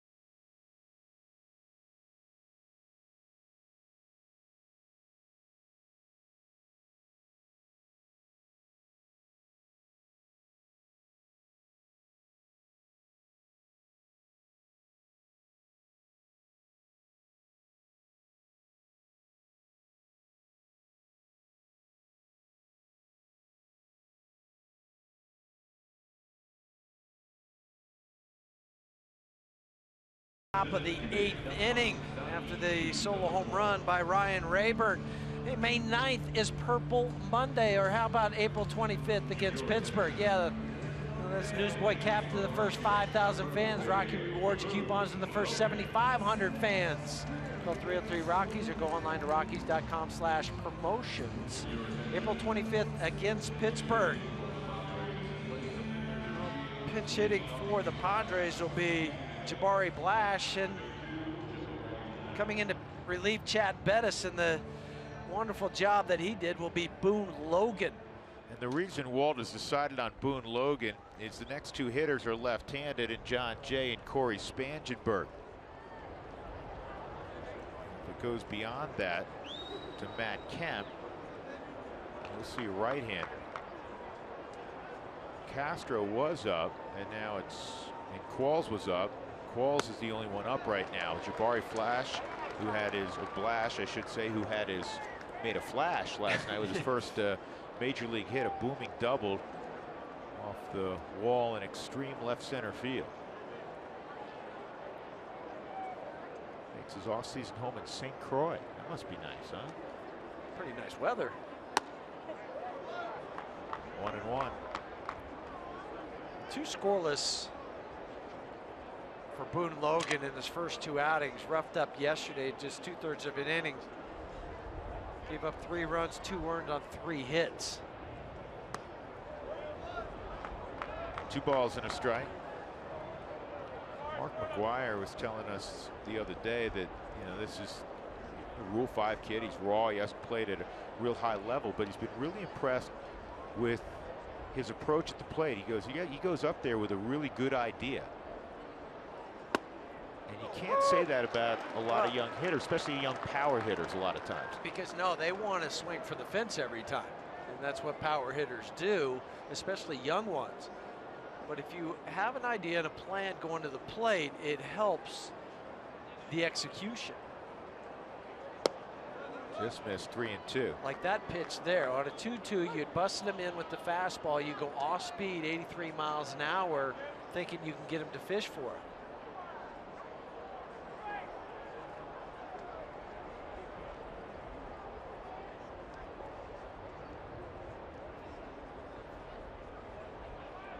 Where you get in the late innings, that extra run, especially at Coors Field, is huge. Pinch hit home run by Ryan Rayburn.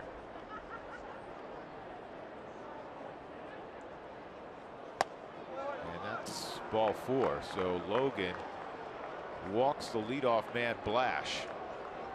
That's the first walk issued today. Chad Bettis. What a marvelous line. 6 hits, 6 strikeouts, no walks, just 2 runs in 7 innings. 99 pitches in those 7 innings. And the other thing I like about it, there were 64 strikes. So that's, you know, around 65% strikes, which is a real good percentage. It's better than major league average. Strike on John Jay.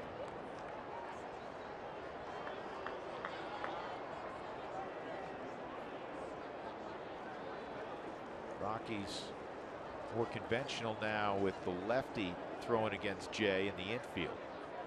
Whoa. That went behind John Jay. How did Tony catch it? That's a great question, Huey. Because he's worried about the baseball. He has to lose sight of it as it goes behind the hitter and still reach up and catch it.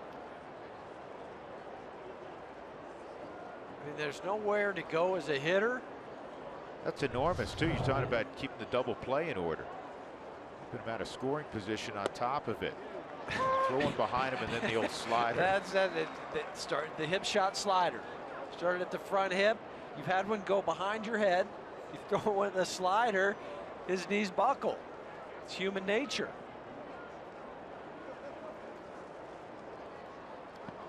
And a great block, quiet block. It's not just keeping it in front, it's keeping it in front in close proximity. So the runner can't advance. It goes back to the soft hands. Technique, hours and hours of practice. Throw the hands down. Don't try to catch it. Throw the hands down. Which is a really hard thing to teach a guy that's an infielder by trade. Yeah, you want to catch everything, and you think you can.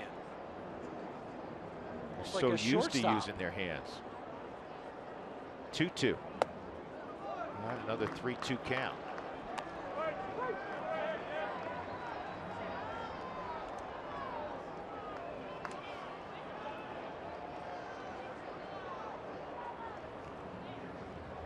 Corey Spangenberg.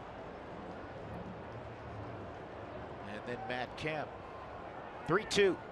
Got him. Great pitch. Went back to his bread and butter, the slider, and he froze John Jay. 1 out. Enormous pitch all over the Subaru strike zone with both the fastball and slider. Comes back and locks up John Jay with the 6th pitch of the at-bat.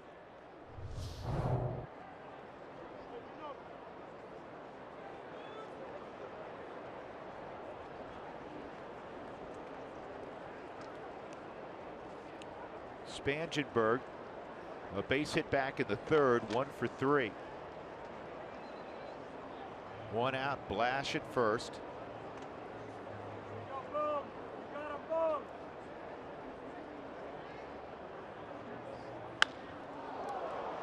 Deep left field over Parra's head. Blash is going to get a green light from Glenn Hoffman, and he's going to score without a throw. And now it's a 1-run game, and Ryan Rayburn's home run the difference. And the Rockies will make a pitching change with Matt Kemp coming up and the tying run at 2nd. And that walk again comes back to haunt you. Leadoff walk to Blash, and then Spangenberg, first pitch over the head of Parra in left field out to the warning track. 4-seam fastball, barreled it up. Pretty loud sound, playing shallow and more towards the line. All Parra can do is get it back in. 4-3 Colorado.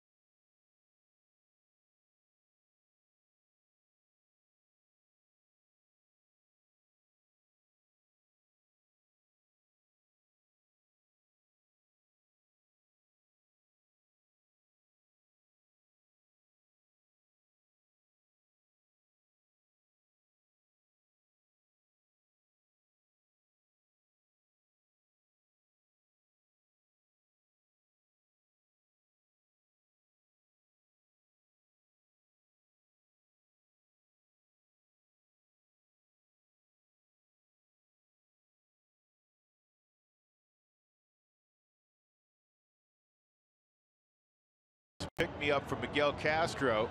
And he walked the leadoff man, the pinch hitter Jabari Blash. He struck out Jay on a 3-2 slider, but then Spangenberg stung him with a double. It's now a one-run game, 1 out, and Matt Kemp, who's had a monster series with 3 home runs and 10 RBIs, is at the plate. Spangenberg can absolutely fly. He's at second base. And Miguel Castro, who's earned the early season trust of Walt Weiss, despite throwing 2 innings, 24 pitches yesterday, so a low number of pitches, he's in there to get Kemp and Myers hopefully and get the Rockies to the 9th. But he has that strikeout ability. 4 strikeouts in those 2 innings yesterday. 7 out of the 13 batters he's faced this year, he struck out. And he goes slider 0-1, and we've seen that pattern. Even though he's a guy who can throw it in the upper 90s, he likes his slider quite a bit. He's really improved his command, it looks like, from a year ago. Kemp, 2 groundouts and a strikeout against Chad Bettis. 4-3 Colorado. Pulled to third. Nolan has it, and he's got Kemp at first, and he literally chased Spangenberg back. Most guys give a look. He ran 3 hard steps at Spangenberg. Well, with Corey's speed at second, you have to make sure that his momentum's going back to second. You don't want him to bluff it. You throw over to first, and then he takes off for third. 2 outs. Will Myers 0 for 2 and a sac fly in the third.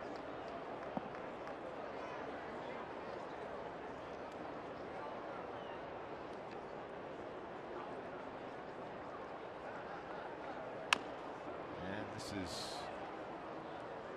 fouled off down the third base line. 96-mile-an-hour heater with movement.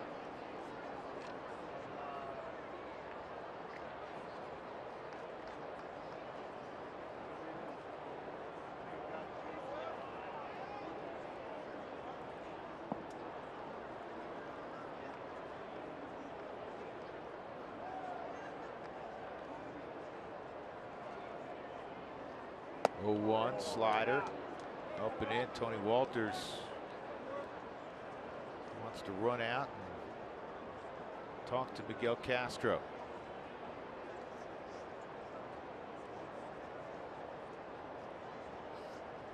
You never know that this was Tony Walters' first major league start. You wouldn't. I mean, he's handled himself like this is his 100th game. Or 200th game. Here's the 1-1. Whoa. And again. And he's had some tough pitches this inning.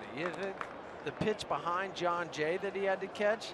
That pitch inside, way inside to Will Myers. Look at this. It's running away from him at 96. That's not easy to catch. Or have it take your glove off.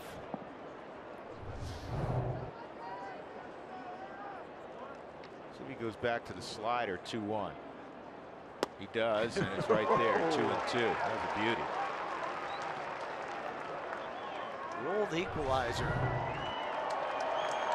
You put your batting helmet back on, and a guy throws 96, 97. It almost hits you inside, running so much, and then front door slider. 2-2 on Myers. He went back to the fastball, and it's fouled off. But I mean, you got to sit fastball. You have to when he throws 96. The advantage that Miguel has is his slider is 81 or 79 miles an hour, as we saw a moment ago. There's a big discrepancy in speed. A disparity. Here's the 2-2 runner going outside, and Spangenberg swipes third.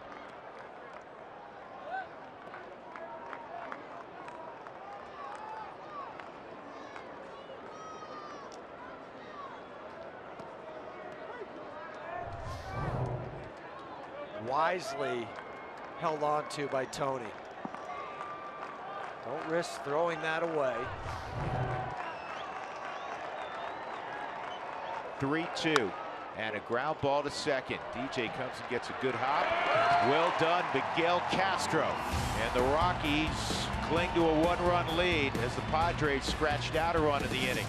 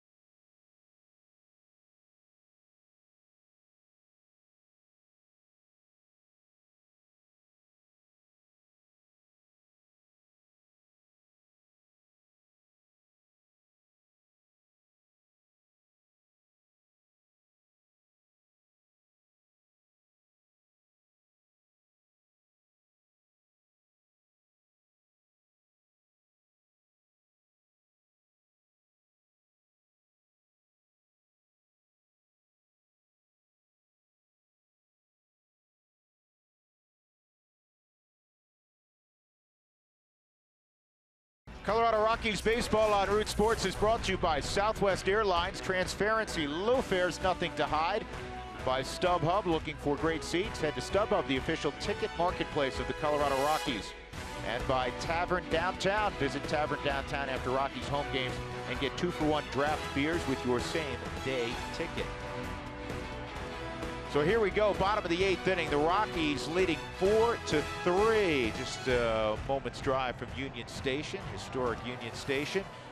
And after 7 innings, James Shields, Brandon Maurer will take over for San Diego. 2, 3, and 4 for the Rockies. Trevor Story, Carlos Gonzalez, Nolan Arenado. Trevor's 0 for 2 and a walk. And he takes a strike. Hard-throwing Brandon Maurer. Second opening day roster this year. Once was Seattle, also on the opening day roster. Jake McGee up for the Rockies. Naturally, he will handle the 9th inning. Last season, spent all but 5 days with the Padres. Started out in El Paso and then was recalled on the 10th. He was in the Seth Smith deal.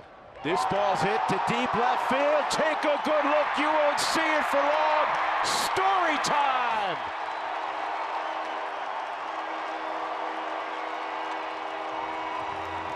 Got a day off from hitting bombs yesterday. He's starting another streak.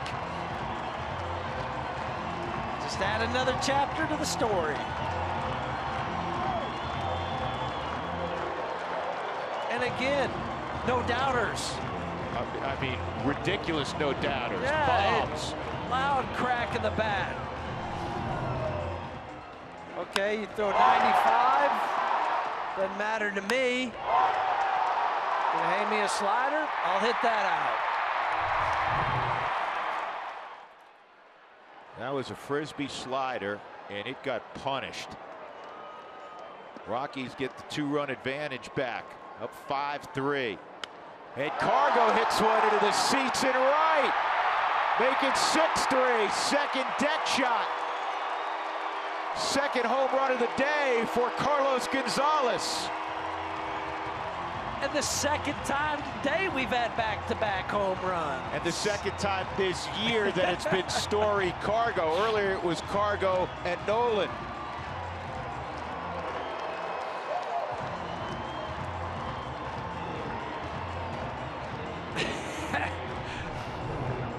Cargo.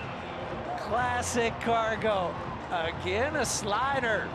Both pitches have been hit out today, been sliders. we like to point this out because, again, so many people will always say, well, the pitcher made a mistake.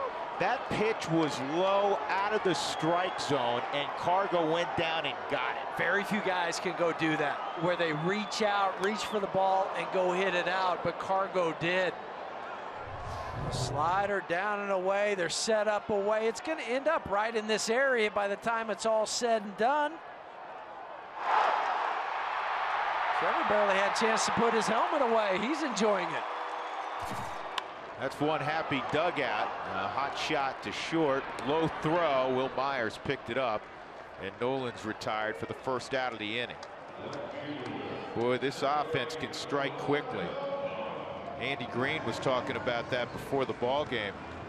He had a lot of questions again about Trevor Story, and he said, well, you guys kept him in the ballpark yesterday. And he said, listen, he's going to hit a lot more, and he just hit one today. And he said, and it's not just Story. He goes, the rest of that lineup, he said, it's amazing how many great offensive players the Rockies have produced over the years. And it's balanced this year, too. You have the lefties and the righties. This ball's hit a ton to left center field. Upton way back near the track in left center will make the catch on Gerardo Parra. 2 outs. LeMahieu coming up. Most home runs through 6 games, Major League history. Another record for Trevor Story. 7 home runs in his first 6 games. Look at the names on that list. Hall of Famer, Hall of Famer. And who knows with Larry. Guy who's got, you know, a decent amount of consideration for the Hall of Fame.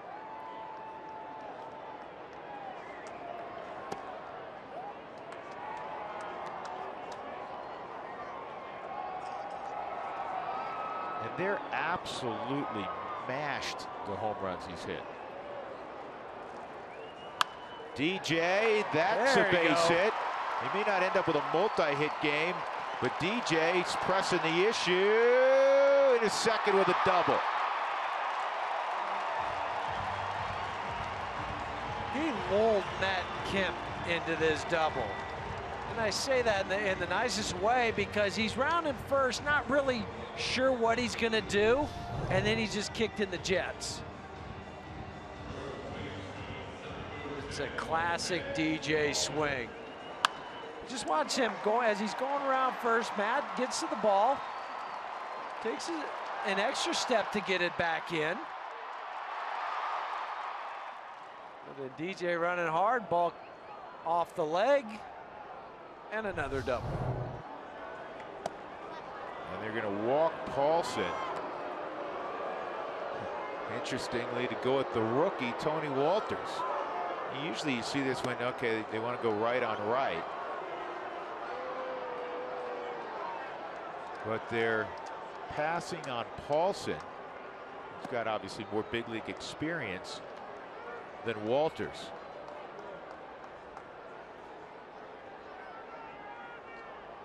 He also set up the force play at another base. Make it an easier play for the infielders. So an 83-mile-an-hour slider that Trevor hit out, 84-mile-an-hour slider that Cargo hit out. And that's another thing, you just saw Andy Green, that's another thing he was talking about when a reporter said, well, it looks like you guys have, you know, figured out Trevor's story. And I'm sure the question was somewhat tongue-in-cheek. And he said, listen, you look at all the video, and he did like we've done in the first couple days. He said he's hit out fastball, you know, fastball from Greinke off the plate. He's hit curveball out. He's hit sliders out. He said nobody's figured this guy out yet. Different speeds. Some of them have been right-handed off a right-handed pitcher. That takes Patrick Corbin deep, the left-hander. It's been fastball. It's been a curveball. It's sliders. Variety of pitches in a variety of locations. That was Andy Green's point. Here's Tony Walters with 1 strike on him. Rockies up 6-3 in the 8th. Good eye. Walters in the 5th inning after walking in his first at bat. Lined a single to right on a low changeup against James Shields for his first big league hit. The story never ends.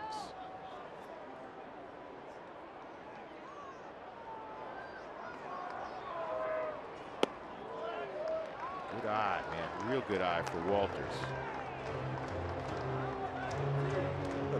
Pitches to Trevor Story in the home runs. 3 fastball, a changeup, curveball, and slider, and that, so make it 2 sliders because this was going into today's game.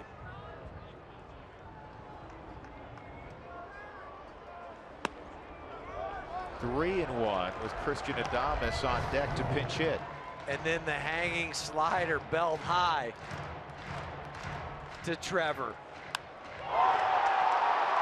And that was a mistake pitch. Yes, it was. But if you get a mistake, don't miss it. Ball 4, now the bases are loaded for Adames.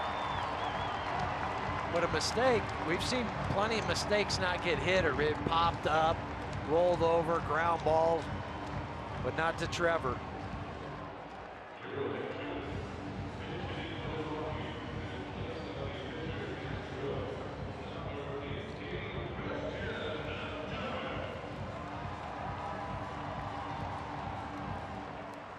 Live Rockies baseball is back in 2016 with MLB.com at bat on your smartphone or tablet. Stay connected with live broadcast, stats, news, and more. MLB.com at bat 2016. And what a perfect time now after Trevor Story hit a home run, Carlos Gonzalez hit a home run for Christian Adames to get his first hit this season. 0 for 5 so far this year for Christian. That's inside. This has turned into a real forgettable inning for Brandon Maurer. Home run, got a couple outs, then a double by DJ. The intentional pass of Paulson, and then he walks Walters on 5 pitches. 1-0 on Adames. Good swing from Christian.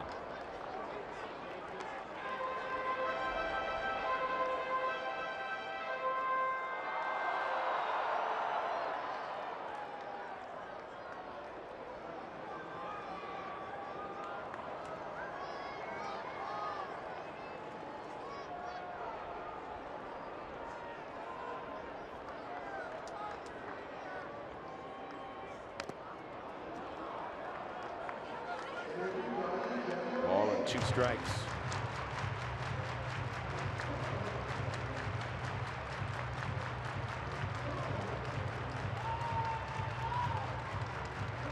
DJ, he's at third. Ben Paulson at second. Tony Walters is at first base. 6 runs, 9 hits for the Rockies. 3 runs, 7 hits for the Padres. We're in the bottom of the 8th. And Adames. Stay off that breaking ball. It's 2-2.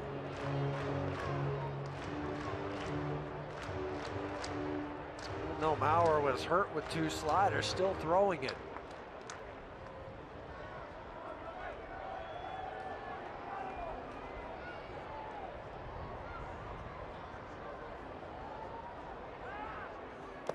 Three and 2.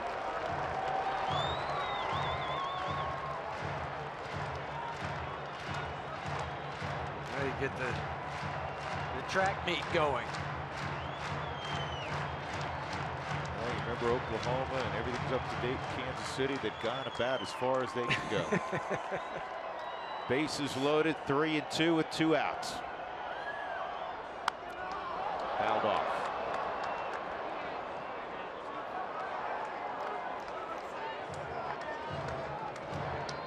It helps with Tony Walters' speed at first. Good ball in the gap. Stu will have a chance to score.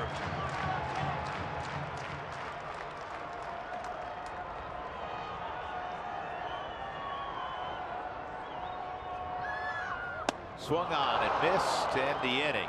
But the Rockies do damage. Trevor Story, his 7th home run of the year in a record 6 games. In Cargo, he's used to trotting around the bases. He's done it twice today.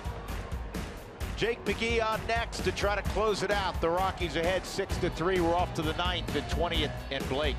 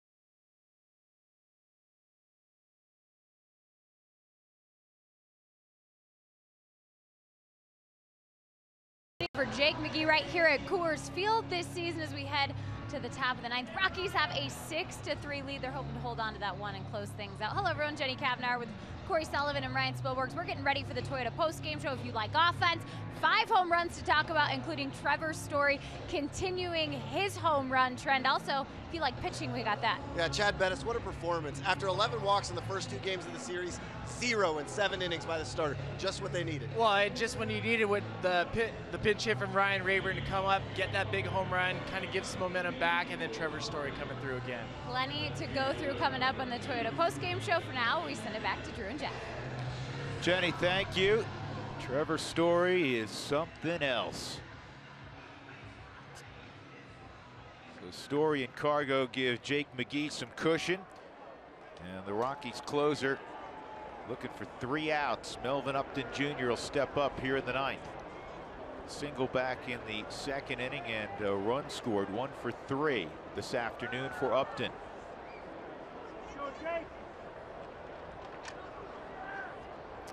One save, as Jenny mentioned a moment ago, and that was down in Arizona on Wednesday, saving the ball game for Tyler Chatwood.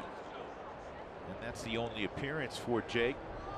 Chad Bettis, marvelous today, 7 innings, allowed 2 runs on 6 hits.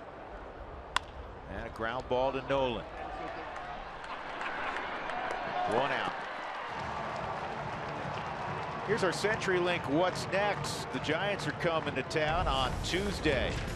And here's the pitching matchups. Newly acquired Jeff Samardzija, the former Notre Dame All-American wideout. He'll go against Tyler Chatwood, who had a terrific first start down in Arizona. Jake Peavy, ageless Jake Peavy, against Jordan Lyles on Wednesday. Matt Cain scheduled on Thursday afternoon against Christian Bergman. That'll be a spot start for Bergman. And John Gray throwing today in Modesto. And you got a little bit more info on John. Yeah, so far 4 innings, just 2 hits, 0 runs, 1 walk, 3 strikeouts. Of course, 3 strikeouts came in the 1st inning when he retired the side on all Ks. Sounds pretty good so far. Again, John will go at 65 pitches today. He'll get 1 more rehab start, and assuming everything goes well, he'll be set to rejoin the rotation. 1-0 to Bethancourt. And this is in the air to Cargo near the right field line, and that is out number 2 in the 9th.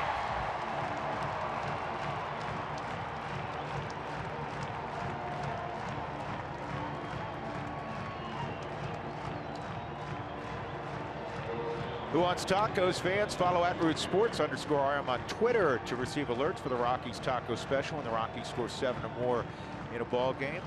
Looks like they're going to come up 1 short today for you, but I know you're happy with what's transpired. Rockies up 6-3, 1 out away from shaking hands. Alexi Ramirez at the plate, and he takes a breaking ball for a strike. Rare curveball from Jake McGee.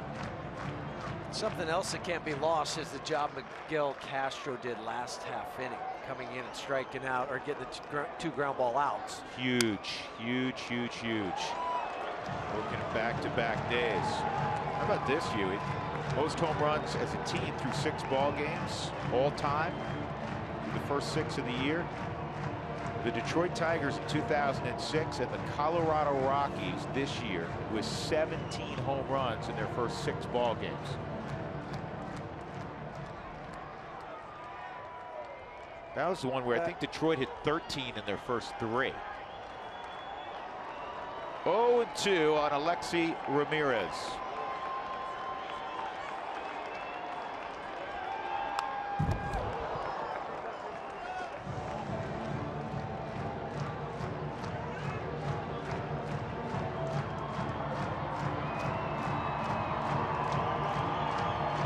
Actually, I said 13 in their first 3. They had 15 home runs in their first 3 games.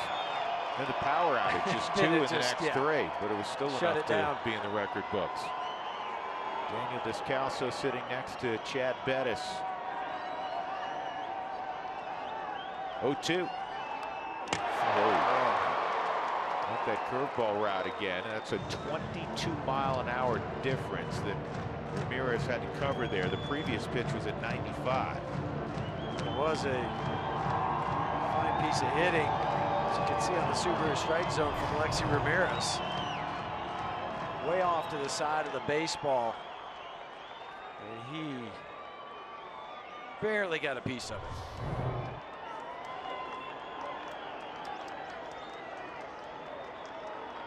Once again, here's the 0-2.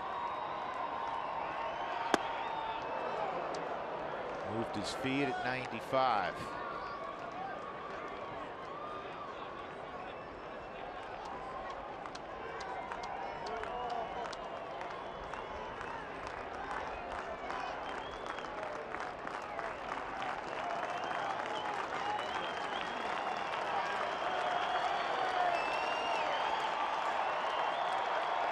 One-two.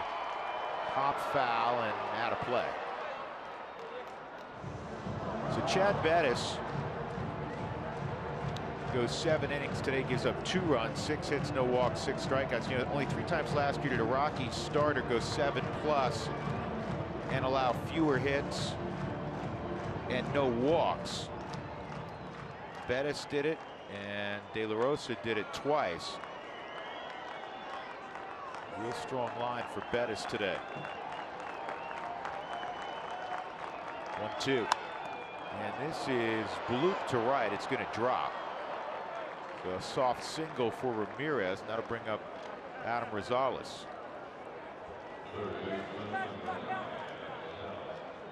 Professional piece of hitting by Ramirez. You know, that was a real good AB. Fouled off the tough curveball. Just inside out of baseball to right.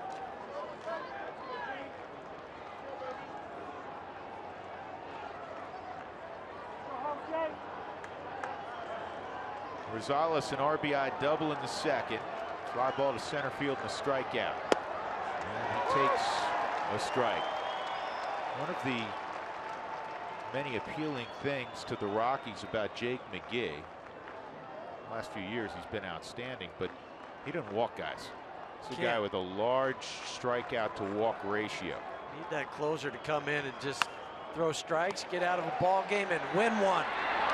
Time to shake hands for the Rockies. 6-3. They have defeated the San Diego Padres today.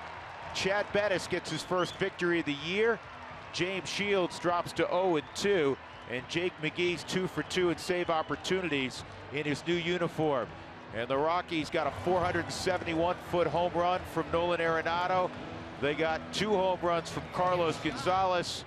And it looks like the kid's starting another streak. Trevor Story hit a home run late, his 7th of the year. Rockies 6, the Padres 3 are Jimmy John's delivery of the game. It all starts with the guy on the hill, and Chad Bettis settled things down for the Rockies. He gave up a couple runs in the second and third, then he would retire 12 in a row. And all in all, it was a terrific performance, an economical one as well, just 99 pitches in navigating 7 strong innings for Chad Bettis.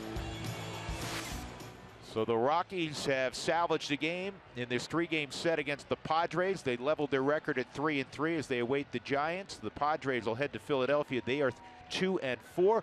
We head to center field. It's Jenny, Corey, and Spilly. Jenny, all yours. All right, thanks, Drew. Finally, so many things to talk about here at Coors Field coming up on the Toyota post-game show.